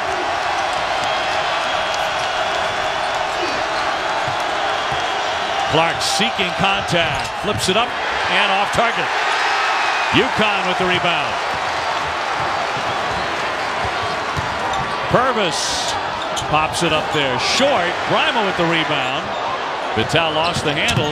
Now he penetrates and scores. A 7-point game. No panic on the face of Mick Cronin.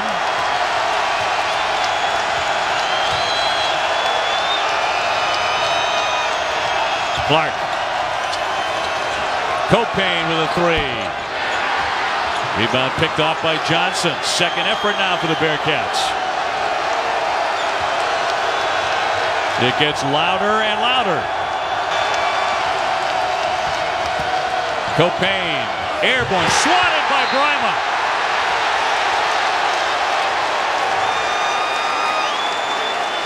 Boy, great timing on that block. Take a look. Yeah, Mita Bryma, this is what he can give you. It comes over in defensive assistance and says, no, sir, Mr. Copain, I'm having none of it. With the last possible moment before it started on its descent. Shot clock at 8. Cumberland has to heave it up there. He can't hit it.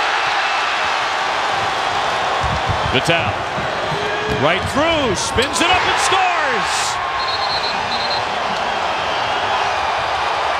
Timeout. Cincinnati. Mr. Vital has become vital to the Connecticut Huskies. They're rolling right now. Little bite in the dogs. How about this? Little drive and dish to Mr. Facey. Then I can dish it, but guess what, Mr. O'Brien? I can score. It doesn't matter. Hartford Civic Center is alive, and we got a game. NBA Sunday Showcase. Bulls, Celtics, tomorrow on ABC. The DQ $5 lunch is now available all day, every day, so I'm training my team to get ready. Entree. Fries. Drink Sunday. Todd. You're supposed to say it's all day, Todd. It's all day? The DQ $5 lunch, now all day, every day. Welcome to Dairy Queen. Why do some cashback cards make earning bonus cashback so complicated? They limit where you can earn bonus cashback to a few places, and those places keep changing every few months. The Quicksilver card from Capital One doesn't do any of that. With Quicksilver, you earn unlimited 1.5% cashback on every purchase everywhere. Leave complicated behind. What's in your wallet?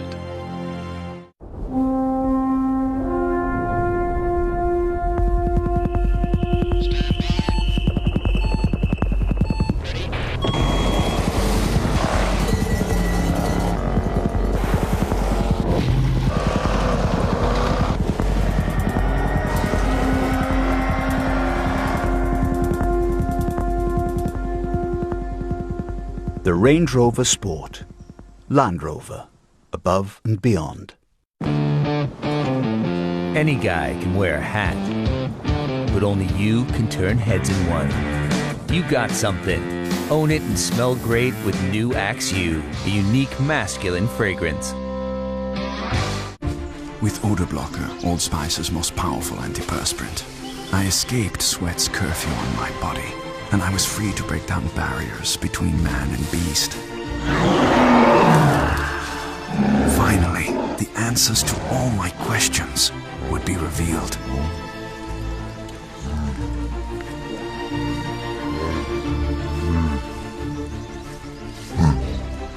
Excuse me?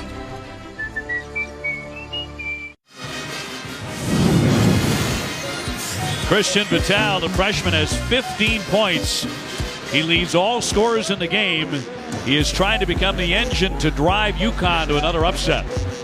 Well, Glenn Miller told Andy Katz that they wanted to, inside of the first 4 minutes, cut it to 10. Well, we've not yet played the full 4 minutes, and it's at 5 points. So look at this. UConn in the first half made all of 8 field goals. They've already made 5 in this half. That was before the first media timeout. Mick Cronin was not happy with his defense in the first half. I don't think the first 4 minutes with them shooting 5 for 6 is going to please Mick. So UConn has sliced the lead to 5.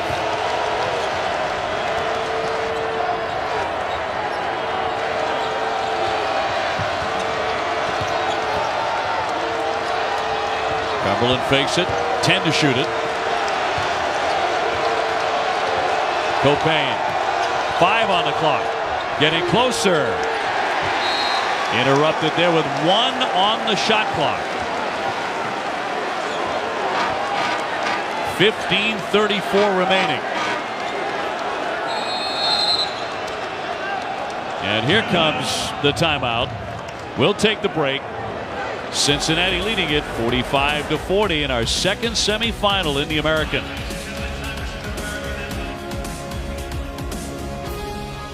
Welcome to Stouffer's Fit Kitchen.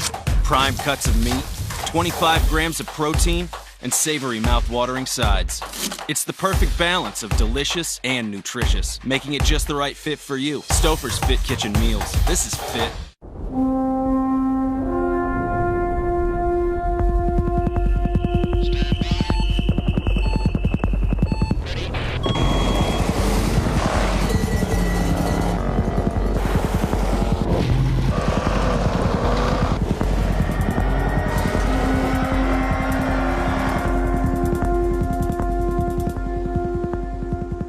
The Range Rover Sport.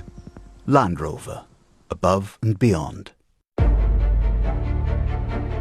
Come, explore a place where you can fly on the back of a banshee. Walk under floating mountains and navigate a mystical river. Welcome to a world beyond belief. Pandora. The world of Avatar, only at the Walt Disney World Resort. Everyone loves Taco Bell's iconic Crunchwrap, and once again, we're taking that love to new heights. The one that got away is back in a big way. The bigger, beefier Triple-Double Crunchwrap. Only at Taco Bell.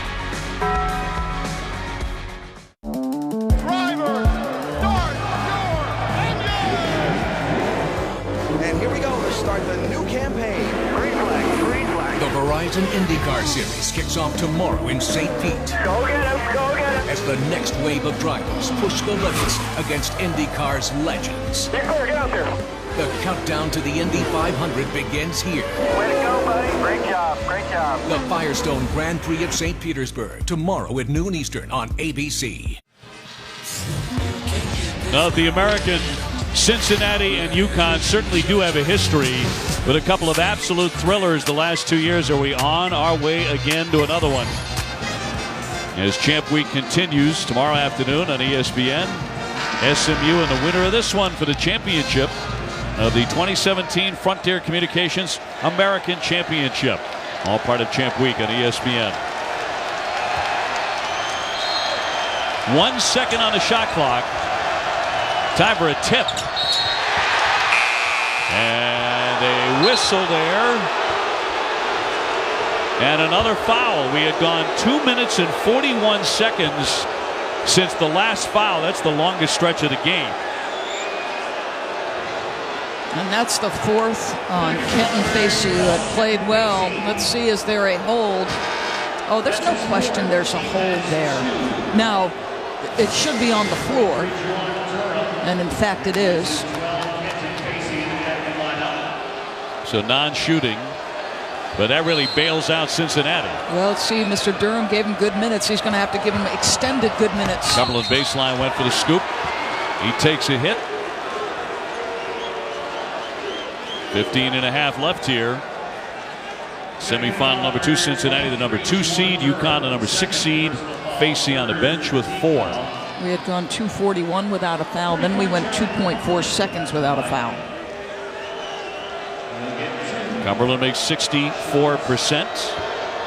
Did some really fine games, the freshman this year, at 26 against USF. And again, we had 19 against Tulane. So he can be a real factor.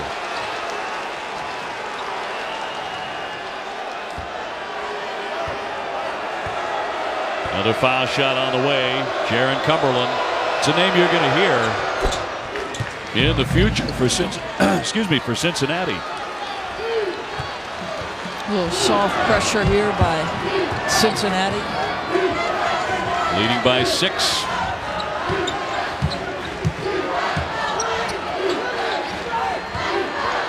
Adams. Purvis on the wing. He lifts. Brima battling for the rebound. Cumberland went for it too, and it'll go the other way. Brima's going to argue that, but it'll be Cincinnati ball.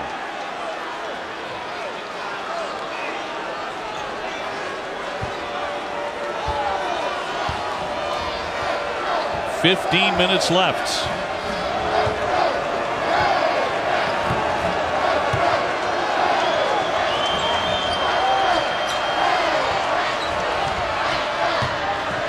Washington with a hook. No. One-handed rebound by Clark. He's denied and a foul.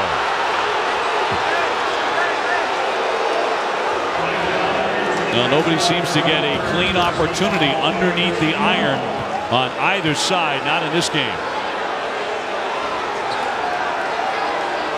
That foul on Durham is number 3, drawing the ire of the UConn faithful. And we'll put Clark at the line, 64% at the strike.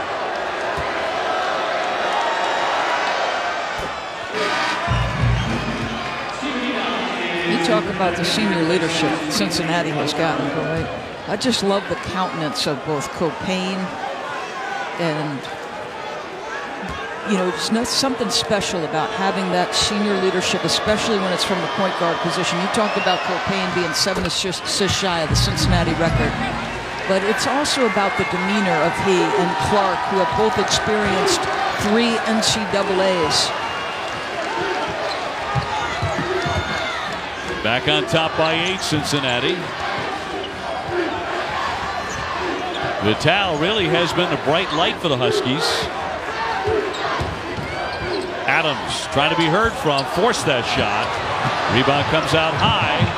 Boxed around and taken in by Purvis. Shot like a 2. Has to heave it. He banks it in from three-point land. You got to be kidding me.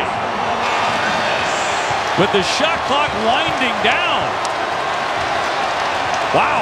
That's a huge, huge plus. Brian Lafell looked like he was holding his left ankle as he came up the floor. We'll see if it bothers him. Clark working on the 7-footer. Back out for Copain. He'll fire and can't hit it. And shoving underneath in that lane. That'll go against Cincinnati. Looks like Brian was okay, but he has spent quite a bit of time on the floor. It's going to fall down here. Oh, yeah, you see it turns that left ankle real brief. And good job by Purvis to recognize I got 2 ticks.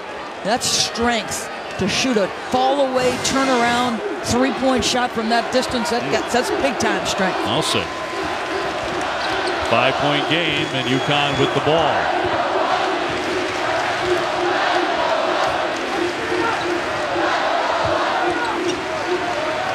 Adams, he can get cooking. Shot clock at 10. Airborne, here's Purvis again. Yes! He hits a 3. UConn within 2.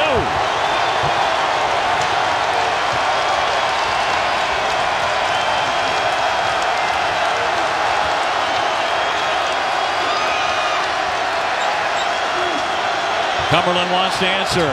That clangs away. And now UConn can tie or take the lead. They were down 12 at halftime.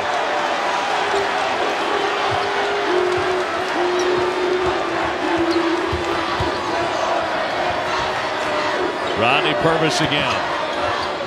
Adams lines it up. Jalen Adams was trying to get Rodney Purvis to try to split the 2 defenders at the top to create a little bit more space for that 3. The challenge a little easier because Purvis needed to take an extra dribble. Clark on the back down to the paint to his right. And he got hit. He'll be at the line. Boy, what an answer from Gary Clark, the junior from Clayton, North Carolina.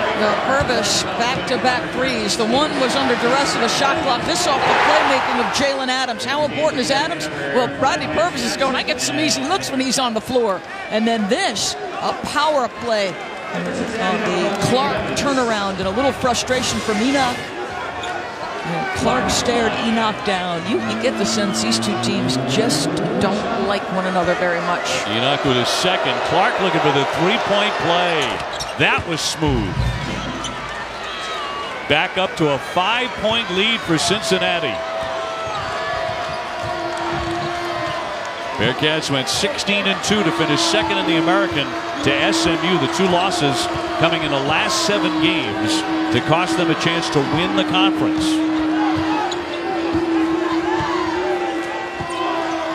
Jackson in the game, the swing for Purvis. He penetrates, can't finish, but draws the foul. That's one thing you have to do is drive hard against Cincinnati. 6-point edge for the Bearcats. A couple of free throws coming for Rodney Purvis. 5-point separation. Do you always put Cheez-It Grooves in your sandwich? Of course, they're chips. Chips plus sandwich equals the perfect lunch. Oh, don't forget the pickle. It's kind of a big deal. Cheez-It Grooves, chips made with 100% real cheese. Dang right it's a chip. Hello? Almost didn't recognize you. Sweet new ride. Thanks. But you get a promotion? Wait, are you our boss now? You're the boss. I'm gonna need more vacation days. Oh, can I call in sick today? Guys, I don't have that kind of power, but I can park this car with my mind. Now you're just showing off. Lease the first ever all-wheel drive Infiniti QX30 crossover at your local Infiniti retailer. When I want a $7.99 large pizza from Pizza Hut, I can order with this this. And now, from my Pizza Hut Pie Tops. Now, get a large 2-topping pizza for just $7.99. It's the best pizza delivery deal. Because no one out-pizzas the Hut. Chris Cotter and Dan Dockich in studio. Big 12 final, Iowa State, West Virginia on ESPN. Matt Thomas is going to hit a three here. Doc, they're shooting over 55% from the floor. He was the best shooter in the class of 2013 coming out of high school. He was a great shooter. So right now, Cyclones on top in that final. Villanova on top in the Big East final as well. Mountain West, Nevada, and Colorado State. That's a close one. Nevada up by 6. Dave? Chris, thank you very much. Tickets punched in the 2017 NCAA tournament. Well, UConn is trying to steal one. There's no question about that. Against Cincinnati, the number 2 seed, number 15 ranked team in the country. Cincinnati better start shooting it better. Doris just 1 for their last 9. Yeah, no doubt about it. They are shooting 20% in the second half. They've not made a 3. If they don't make 6 or 7 on the free throw line in the second half, they're in trouble. Vermont will take the longest win streak in the country into the NCAA. The Catamounts 21 up. 0 losses. Yep. SMU's won 15 in a row going to the championship game tomorrow. Let's go to Andy. Well, thank you, Dave. I mean, if you assume, as Joel Lenardi has posted right now, that Rhode Island is in the field by playing VCU in the A-10 tournament title, that would mean that if UConn were to beat Cincinnati Knight and play SMU for the title tomorrow of any other multiple bid league, they would be the only remaining bid stealer. Because you've got Arkansas versus Kentucky, Alabama out. In the Big Ten, you've got Wisconsin and Michigan. As I mentioned, Rhode Island and VCU in the A-10. So if UConn gets that final, the selection committee is going to have to come up with 2 brackets Sunday afternoon. It's interesting because Joel Lenardi was talking on our game day show about the Atlantic 10 and the American, which both typically have had 4 over the last couple of years, or most of those years. They've had 4 bids. Both looking at 2 unless something special happens here for UConn. So that's where the extra at-larges are for the major conferences. Brima went for the block. He thought he got all ball there with 12 on the shot clock. As Clark is certainly the go-to man. That'll be number 3 on Brima. Well, little drop step by Clark going to the basket. There's a foul there. That's a good call, right? So Clark to the line. The final Bearcat win of the regular season. He was tough. Double-double. 17 points, 14 rebounds. He's often been big on the glass for Cincinnati. They always seem to have, as you look at the fouls on Brima, that guy around 6'7", 6'8", that nobody wants to mess with on the boards. I think the whole team, though they're tremendously good kids, you don't want to mess with Cincinnati. They're tough-minded. They're going to get down in a defensive stance. You're going to feel it when you play Cincinnati the next day. Clark, by the way, has scored their last 7 points. So clearly, Mick Cronin is going to number 11. So now UConn looking for the answer. Coming up on 11 minutes to play. Brima tripled up. Lost it off the backboard, not there. He picks it up, and the shot clock expires. You need to pitch it to Purvis in the corner. You had to pitch it. He was standing there with his hands up. Now they're going to check. They're going to go to the monitor to see if it ever touched the rim. And we'll see if that's the case. 5th monitor visit of the day. Yeah, they're wearing it out today. I didn't think it looked like it. You might have a better, closer look, but from that angle, it didn't look like it hit the rim, the first one. Doesn't look like it to be. Nope. So shot clock violation, and Cincinnati will have it 53-47, their lead.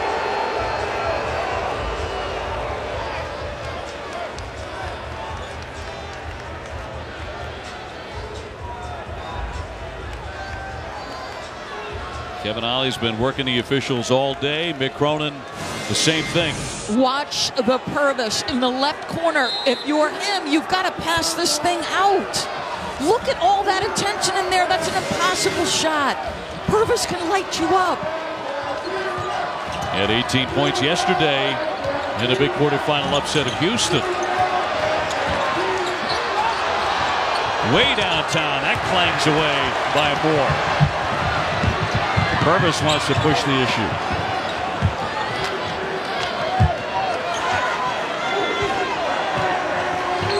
Adams trying to get going, gets himself a good look, but a bad shot as it turns out. They've opened the doors on the top floor because the bricks flying all of a sudden. It's got to be the wind. My goodness. Adams, their leading scorer and assist man, who's had a tough day at the wrong time in this semifinals, been in deep foul trouble. Approaching 10 minutes to play.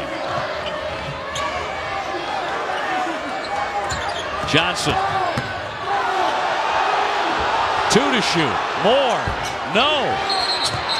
And another whistle. And that'll go the other way. That'll be against Cincinnati. Vance Jackson and Clark got tangled up. That'll go on Clark, just his first. So no trouble for the man who's been a star for the Bearcats today. Nick Cronin's team trying to pick up their 29th victory. Is this another monitor review? They're checking to see with 10:01 to go. Crowd's starting to let this group hear it. Checking to see who the foul is on. That is review number 6.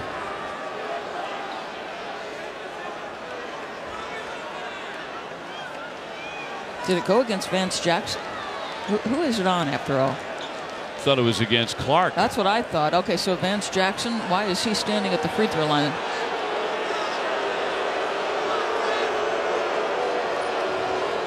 .10:01 to play, and they're still at the monitor. Vital took a chance to take a seat.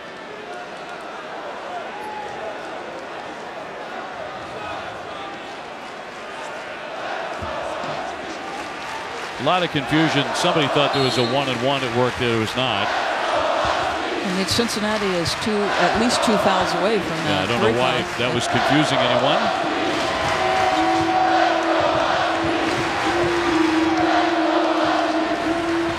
Although I guess you can be forgiven for thinking there are more fouls on the board in this game, as it has been a foul fest, unfortunately. Purvis launching. Not there. Vital really trying to steal that one. Another scramble for it. And a tie-up. Possession arrow, keep it on this end. Vital has really been a big story for UConn, hasn't he? He really has. The energy with which he's played, the competitive spirit. Go ahead, young man. Get in there and fight. You're scrapping amongst the bigs, first to the floor. Absolutely love the effort. Love it. Vital, just a freshman out of Queens Village, New York. Out of St. Thomas More. At 10 in the first half last night, as UConn was able to stay with Houston. Keep in mind, this guy was supposed to be about an 8-minute backup. Tariq Gilbert is a guy that had high expectations on him, but Vital has had to step into a larger role. Adams to the baseline and a kick. And a foul in the lane. 9:13 left. This is going to be on Moore, and he simply can't believe it. Number 4 on Quadri Moore. So he'll have to come out. Nick Cronin will go to the bench and bring on Brooks.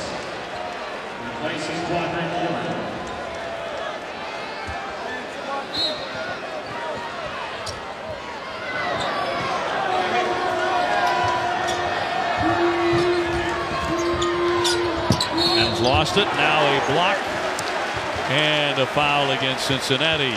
Let's look at the last foul on Mr. Moore. Does he in fact foul him? Because the young man looked absolutely shocked. Oh my God, he wasn't even close to him. And I don't mean to be hitting these guys this hard, but he didn't touch him. Too many fouls. I realize there's a history between the two, but I'm not for predetermining how a game should be called. Correct. And I think some of that was at work here today with 9:05 remaining. Adams sinking the first one.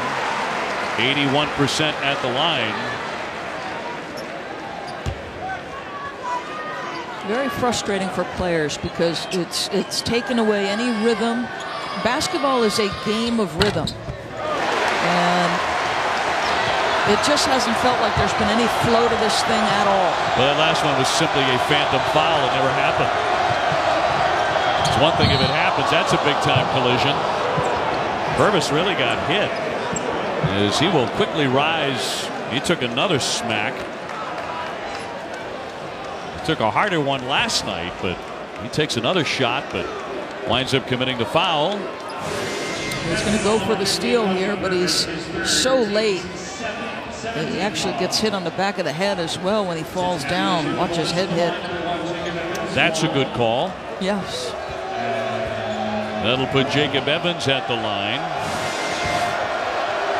9 minutes to go, and we will shoot free throws every foul from here on out.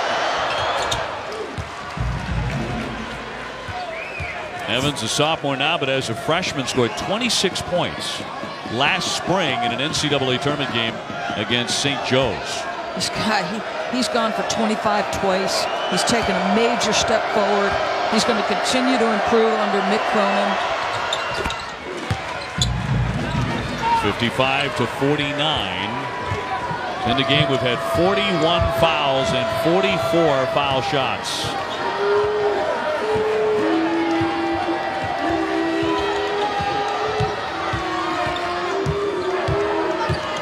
Vitale back to Adams. He is dying to be a factor in this game. Nice reverse. Oh, man, that's just beautiful basketball. And I'll tell you, if he sticks on the right side of that lane, that's a block shot sent into the fifth row. How pretty is the ability to protect that layup attempt by going to the opposite side? That's gorgeous. Copain putting on the brakes. A whistle off the ball. Watch Jalen Adams running a high pick and roll. He understands shot blocks. Shot blockers are coming at him, but he uses the cylinder as his protection.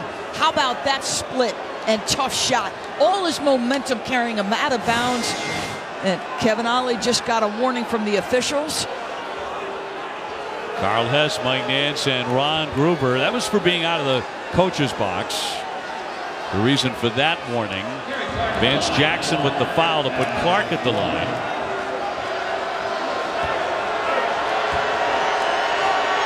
And the junior from North Carolina, all net on the first. He has 20 points. Also has 8 rebounds for Cincinnati.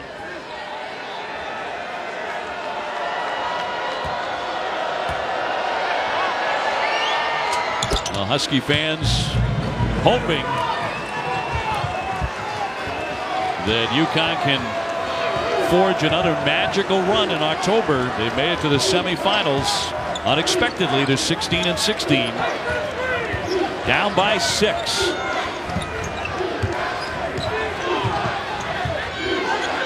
Purvis handling it. Thought about the shot, 5 to get one off. Jackson got to get a shot in the air. On the spin, fires. Rebounded by Cincinnati. Bodies hitting the deck. Both Clark and Vitale went down.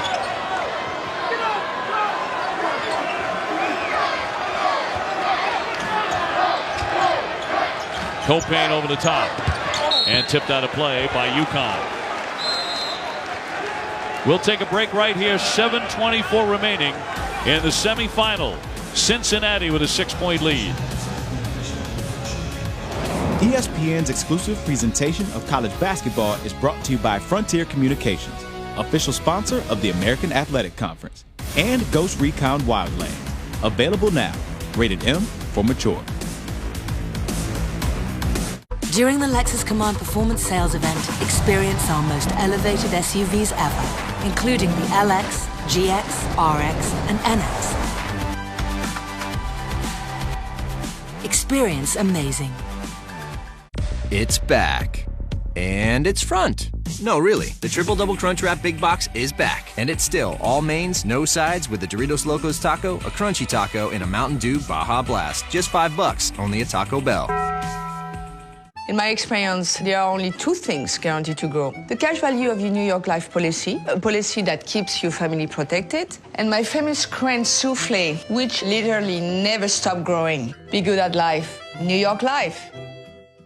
I thought you were family. You decide who. Asset secure. You decide where.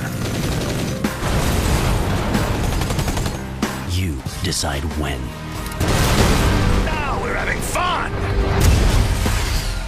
Only you decide how your story begins and how the cartel's ends. Ghost Recon Wildlands. Available now. Rated M for mature. During the Lexus Command Performance Sales Event, experience our most thrilling models ever, including the exhilarating IS, GS, and RC Coupe. Experience amazing. Back in Bristol, Chris Cotter here with an update on the Big 12. Iowa State and West Virginia. It's a 9-point lead for Iowa State. Extended them solo. Solomon Young with the alley-oop finish. 11 points. It's now back down to 9 points for the Cyclones over on ESPN. Coming up next here on ESPN2, it's the MAC Championship. Jimmy Hall, rebounding machine in Kent State, getting set to take on Akron. Dave? Chris, thank you. We take a look at our tournament challenge resume. This for Cincinnati, brought to you by Acura. 28-4 right now, an RPI rank of 13. Joe Lunardi has it projected as a 5 seed. Quality wins at Iowa State. They beat Xavier in that great matchup in the city of Cincinnati and SMU. Let's go to Andy Katz. And if they play SMU again on Sunday, that would give them 4 top 50 wins. Yet the selection committee last year didn't necessarily evaluate those late Sunday afternoon games as much. We'll see if they do that tomorrow. Clark getting it airborne and draws the foul with 7:19 to go. Cincinnati making a living at the line. 12 of their 16 points in this half have been at the foul line. They're just 1-11 from the field. That foul will go on Jackson, his 3rd for UConn. Ron Groover making another call there. Feels like his whistle has been the most active today. Clark buries the first one. And if this Cincinnati team is walking out of here with the win, they're going to thank this guy at the free throw line. He has now made and attempted more free throws in a game than he has in his career. He has lived there today.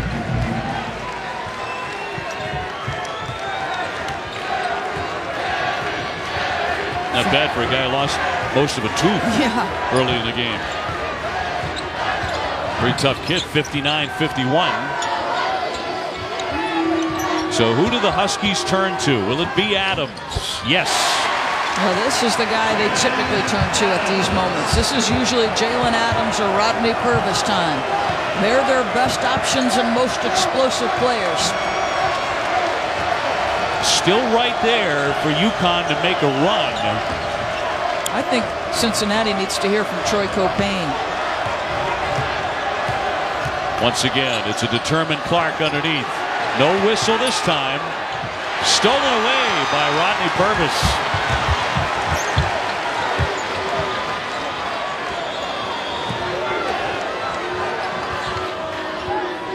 .620 to go. Jackson. Adams wants the lane. He scoops it up for 2. Well, he is dynamic. He's fearless, and these are the moments he enjoys.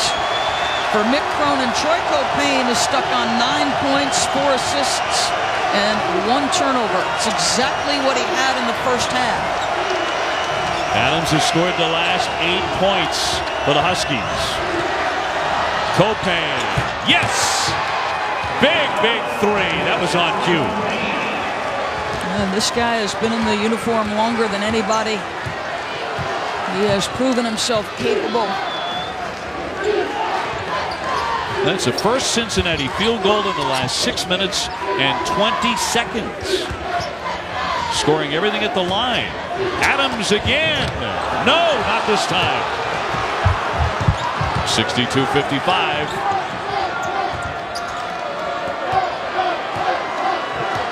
Copain, the senior, averages 5 assists a game, has over 500 in an outstanding career for Cincinnati. Looking for another one here. Yes! On target, Jacob Evans. From Copain, and that causes a timeout. How about your senior point guard pointing at mom? My goodness gracious, just like that, it's a 10-point game, and it feels a lot different all of a sudden in this building.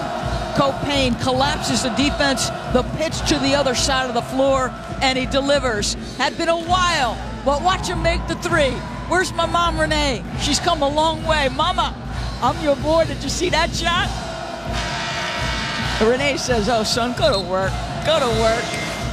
His #1 fan almost never misses a game, home or road. He's got 5 assists now, Troy Copain. I believe he needed 7, correct, to set the Cincinnati record. He is on record as saying it means a great deal to him should he be able to break that record.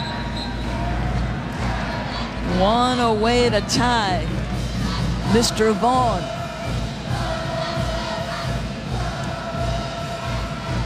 Well, the 134 games that Troy has played in his Cincinnati career, Renee has managed to get to 124 of them.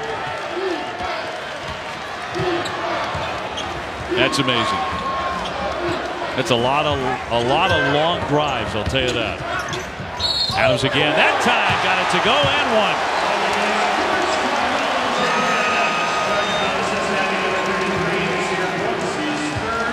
So Adams at the line for a three-point play. He scored their last 10. He rejects the screen, still has to get by 2 white jerseys, has to put some English on it. And how about this? He gets by Copain and then goes by Brooks. Nice. Well, he's doing what he did last night as he makes that foul shot. When he scored 18 in the second half, Clark is cramping up a little bit. And for the moment, that's a key loss for the Bearcats. Can UConn take advantage under 5 minutes left in this semifinal? And a 7-point lead for Cincinnati. But they do have Copain #10 on the floor. Yeah, you've got Jacob Evans, too. Don't forget about him. 8 on the shot clock. Now 6. Copain to drive it. Airborne blocked by Brahma. Got it back. Got it back in play. Taken away by UConn. This is a big shot coming up for the Huskies. Adams wants to take it again and draws the foul. Well, he is just flat out deciding, I'm putting my head down. I'm going to get myself to the rack, and I'm either going to score it or get to the free throw line. This kid has got unbelievable driving ability. He gets anywhere he wants on the floor. And I think this is as much about, I need a breather before I shoot these free throws. That's a well-schooled player right there. Well, all of a sudden, that shoe's untied when you're exhausted. Out of Roxbury, Massachusetts, the sophomore drains the first. And you want him at the line. He's 81%. Quadri Moore coming back on the floor. So is Clark. You know what Jalen Adams has really improved at to me? It's not do me basketball, right? He can't be just I'm going to do for me. He's got to do for the guys around him as well. And he has done a better job of that this year. Averaging almost 6 assists a game. But he does have a feel for, okay, we need a score. I'm going to go ahead and put you on my back. I would say he has a feel for the big moment. He has shown that in this tournament against Cincinnati. But will that happen again? Or will Cincinnati finally get their revenge against UConn?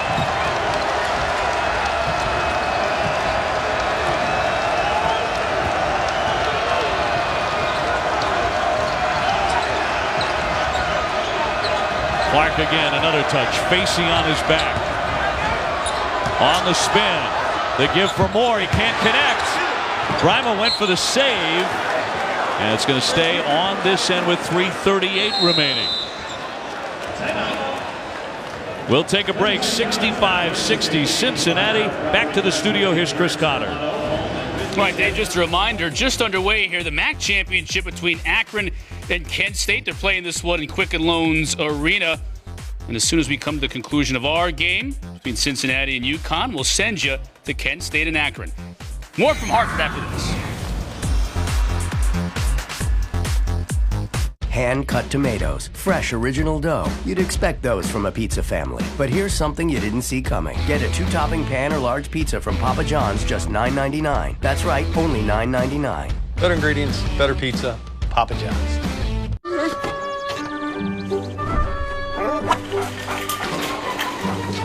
Out! Get! Did you find everything okay, sir?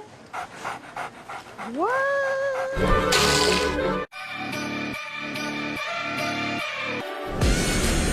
4 distinct driving modes. Dynamic handling. Quicker shifts.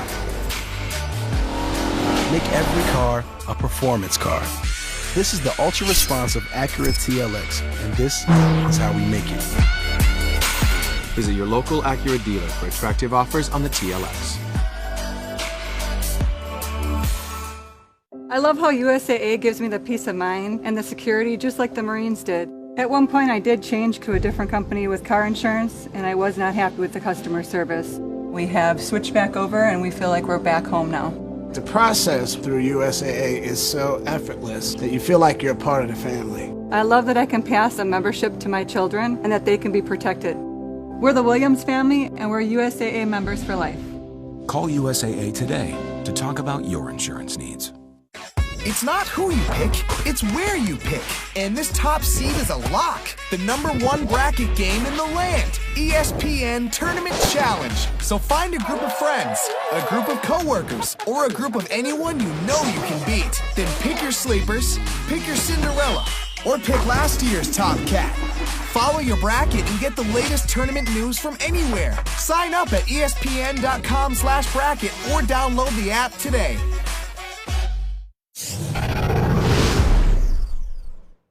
Huskies get it into Adams, full court heave.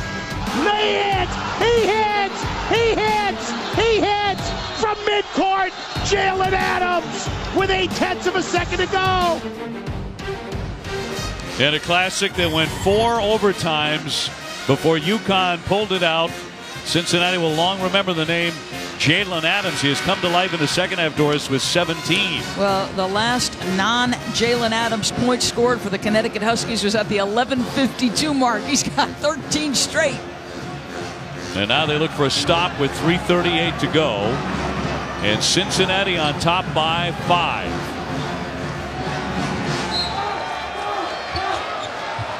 Clark has been their main man with 23. He also has 9 rebounds. Cumberland way downtown. That glances away. They're going to get a foul on the floor with 3:28 to play. A Sunday night at 7 on ESPN. Bracketology presented by Allstate. ESPN revealing the NCAA men's field of 68. Reese, Jay Williams, Jay Billis, Seth Greenberg, Dickie V hosting our College Hoop Experts Roundtable. Facey just picked up foul number 5. So he is fouled out for UConn. Wow, I'll tell you, Gary Clark has now gone 13 for 14 from the free throw line. He's got a couple of more attempts here.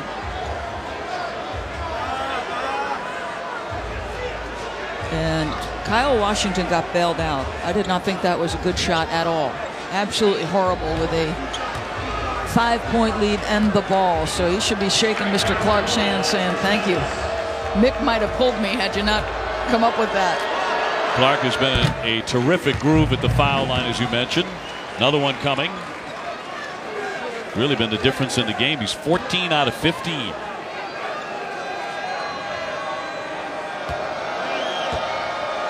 Guy who averages 10 points a game, but has been a star for the Bearcats offensively. And back on is Brooks. 67-60, Cincinnati.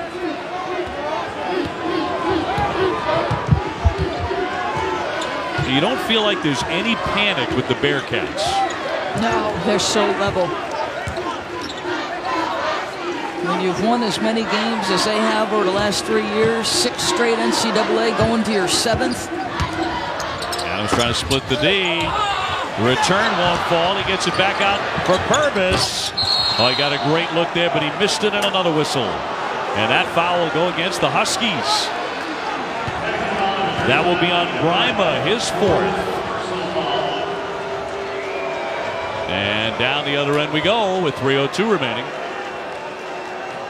Cincinnati to shoot again. 4 fouls, 4 points for the 7-foot center. Well, I guarantee you, anytime Cincinnati's going to have the basketball for the final 3:02, they're going to play through Gary Clark on the post, because you can go right at Grima. You've got no consequence. He's got 25 already. His career high is 26. This time it's Brooks at the line. 6'11" freshman from Philadelphia. Number 2. Vitale there with the rebound. An 8-point lead for Cincinnati in this semifinal. The winner gets SMU in the championship game. That'll be an offensive foul.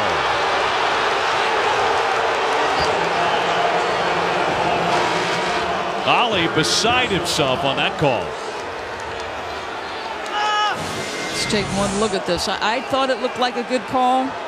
He's standing there waiting for him. I mean, he sells it a little bit. I thought he sold it a lot. That was minimal contact. I think that's a predetermined call, Doris. Yeah, it's almost like you're protecting it again. It's not been a great afternoon for these guys. No question about it. 2:50 to go. There have been plenty of legitimate fouls. Yep. No argument there. Cincinnati sitting on an 8-point lead. Evans running some clock here. That's a smart move. Cincinnati looking for the 29th win. He fires. That's as smooth as it gets. Nice, easy one-on-one play. You flatten your guys out and say, okay, Mr. Evans, create a shot, and he does it. And UConn going to use a timeout. Well, they feel it's starting to slip away. Cincinnati by 10. So Cincinnati, it's about managing time and scores. So as you said, he's dancing with the ball. They're inside of 5 seconds. Just gets himself, walks that defender right down to the free throw line. Says, let me get you to my sweet spot, Jalen Adams. And then he's the only guy in the building who knows when he wants to pull the trigger. And to the rise and fire, it was fast. Champ Week and all the drama continues tonight. 2 championship games coming on ESPN. The New York Life ACC at 9 o'clock.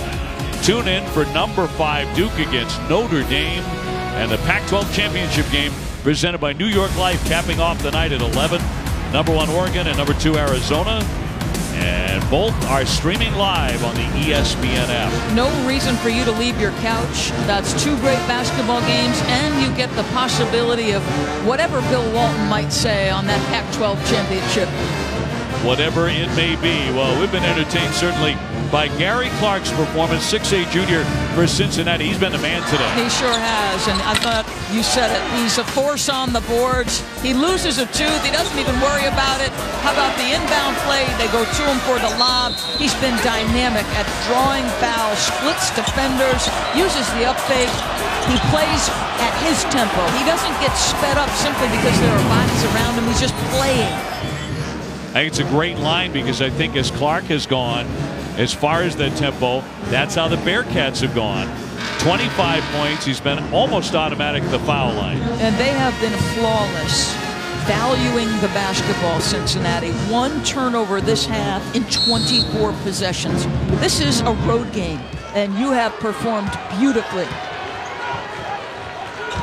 Tell you what, it bodes really well for Cincinnati in the NCAA tournament. Vitale off target. You can come into an environment like this, another tie-up as Washington pulls it away. Boy, how good was that rebound? Cup it like you're a running back and say, nobody's taking this away from me.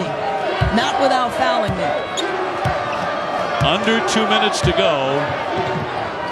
And UConn can feel their season beginning to come to an end here at the hands of Cincinnati. Copain with a miss, but they get it back. A second effort.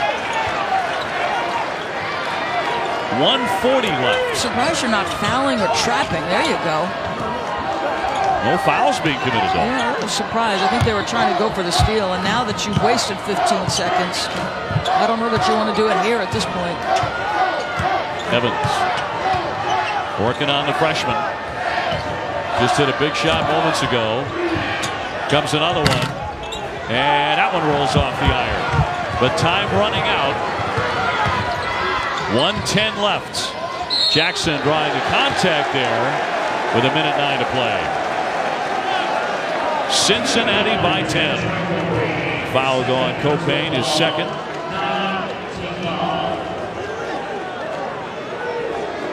So time to shoot here for Jackson. He'll get 2 shots. Freshman from Los Angeles, and once again to the monitor.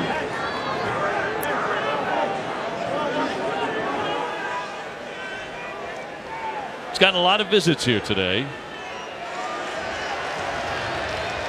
And now they're going to say it's a 3-pointer that he was attempting. So it's 3 shots for Jackson. Absolutely has to hit them all, and the first one goes. If UConn's going to have any lingering chance here. Still a 3-possession game, even if he does.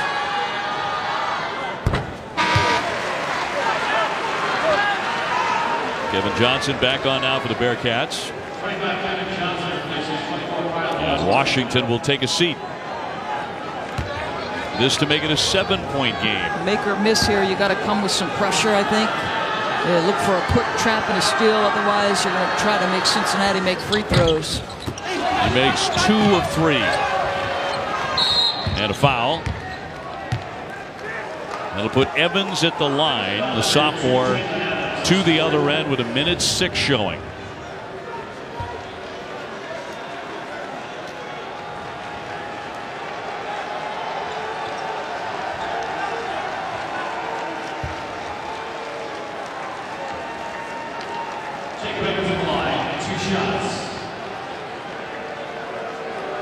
These will be the 59th and 60th free throws of this semifinal. That's been a big story, and so is the performance of Gary Clark.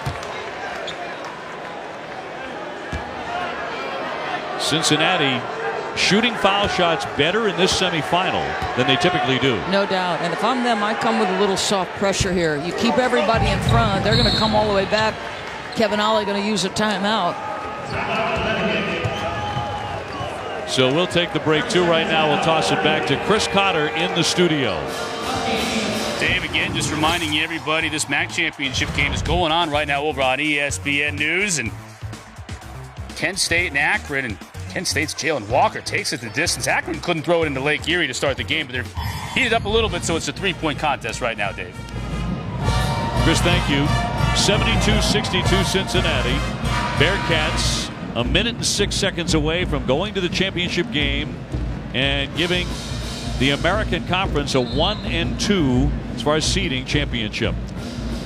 And Mick Cronin, what a job he has done. Most wins under the age of 50. It is Mick Cronin with 304 and 3 very good names up in front of him. He has been spectacular. Mick now in his 11th year. And a strong offensive team is Bearcats this year, averaging 75 points a game. Adams has it batted away. Minute to go. You're guarding without fouling. You're trying very hard if you're Cincinnati not to give up many threes. Tough twos won't hurt you, but you're definitely trying to run Connecticut off that 3-point line. Jackson. His 3. That'll drop in. 55 seconds to play. 7-point game and another foul as Copain is fouled. Purvis with his 4th.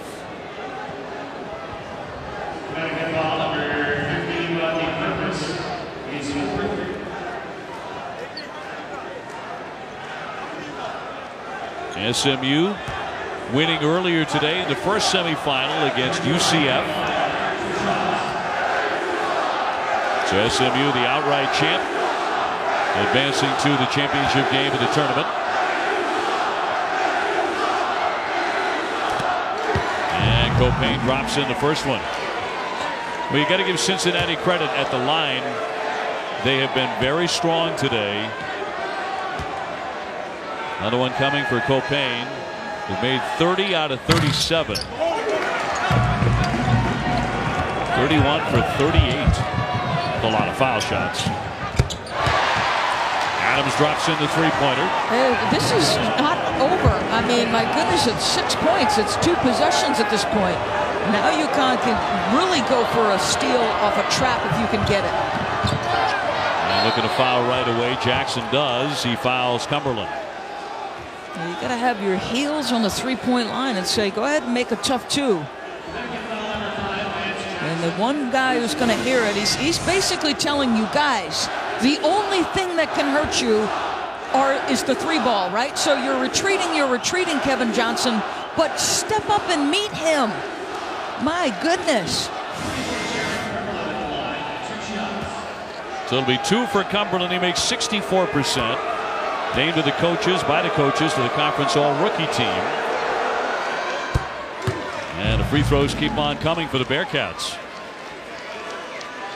It's as if their free throw shooting's gotten contagious today. Yeah, and make a decision. If you're not going to push up in soft pressure and make the ball handler turn direction, at least waste some clock, then get your heels on the three-point line and meet him there. Here's their 40th foul shot.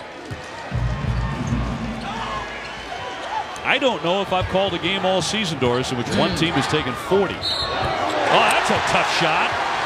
Vitale makes that and draws the foul as well. Tell you what, they are making progress with plenty of time left. An opportunity to put this at 5 if you make the free throw. So we talk about making tough 2s, but don't foul. And a tremendous job by Vitale, who's had one heck of an afternoon, to get into the chest and draw it.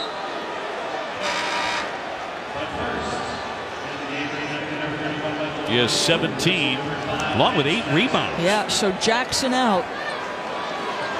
Noyes is in. The walk-on for the second time. So you're downsizing. You lose a little size, but more pressure on the defensive end. Another foul. Person who has fouls to give. Vitale 71%. That's a three-point play. You've got so many UConn guys with 4 fouls. This is why he's in the ballgame. Adams with 4, Jackson 4, Purvis and Bryma with 4. Facey's fouled out. Adams getting ready to come back in. And Copain immediately tied up. Vitale wanted a traveling violation.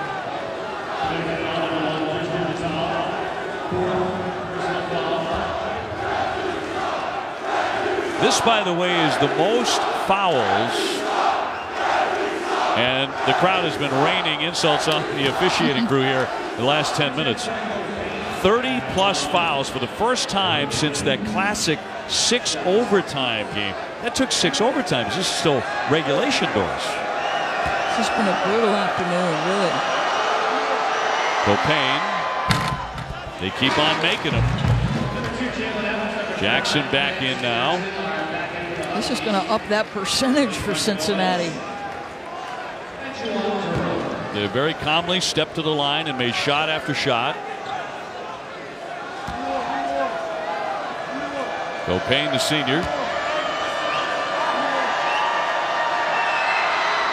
And number 2 on target.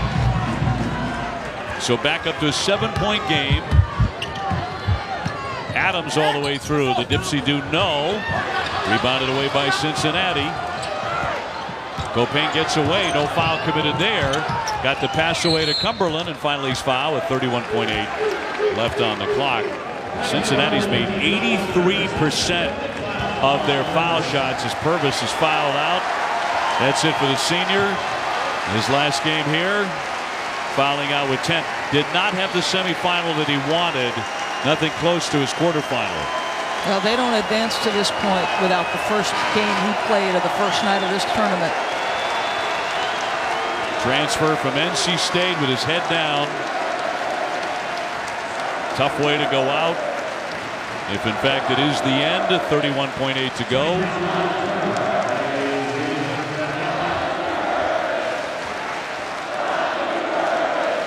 crowd chanting his name.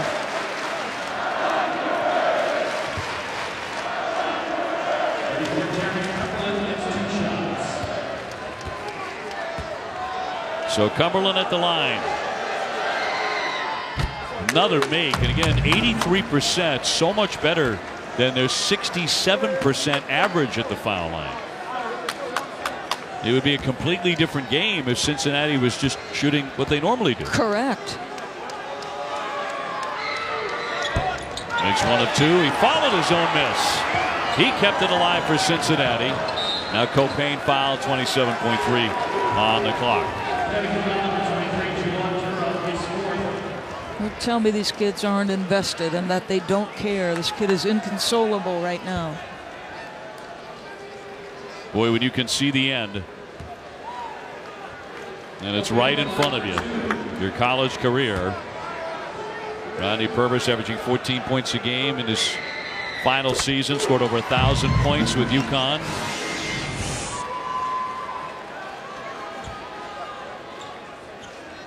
Coach and player. That's beautiful. Copain drops that one in. So back up to a 10-point lead. UConn with 12 points from field goals in this half and 28 points at the line.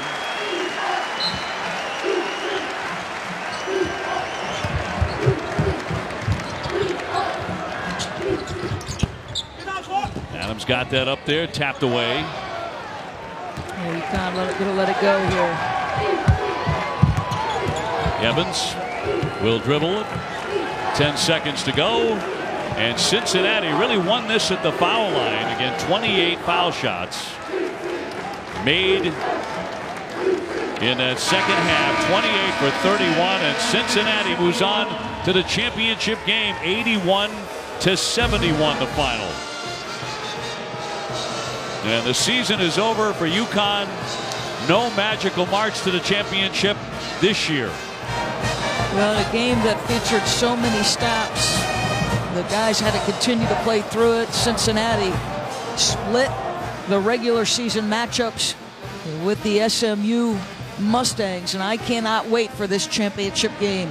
The best two teams in the conference all year will square off. I imagine Cincinnati's anxious for an opportunity to prove themselves.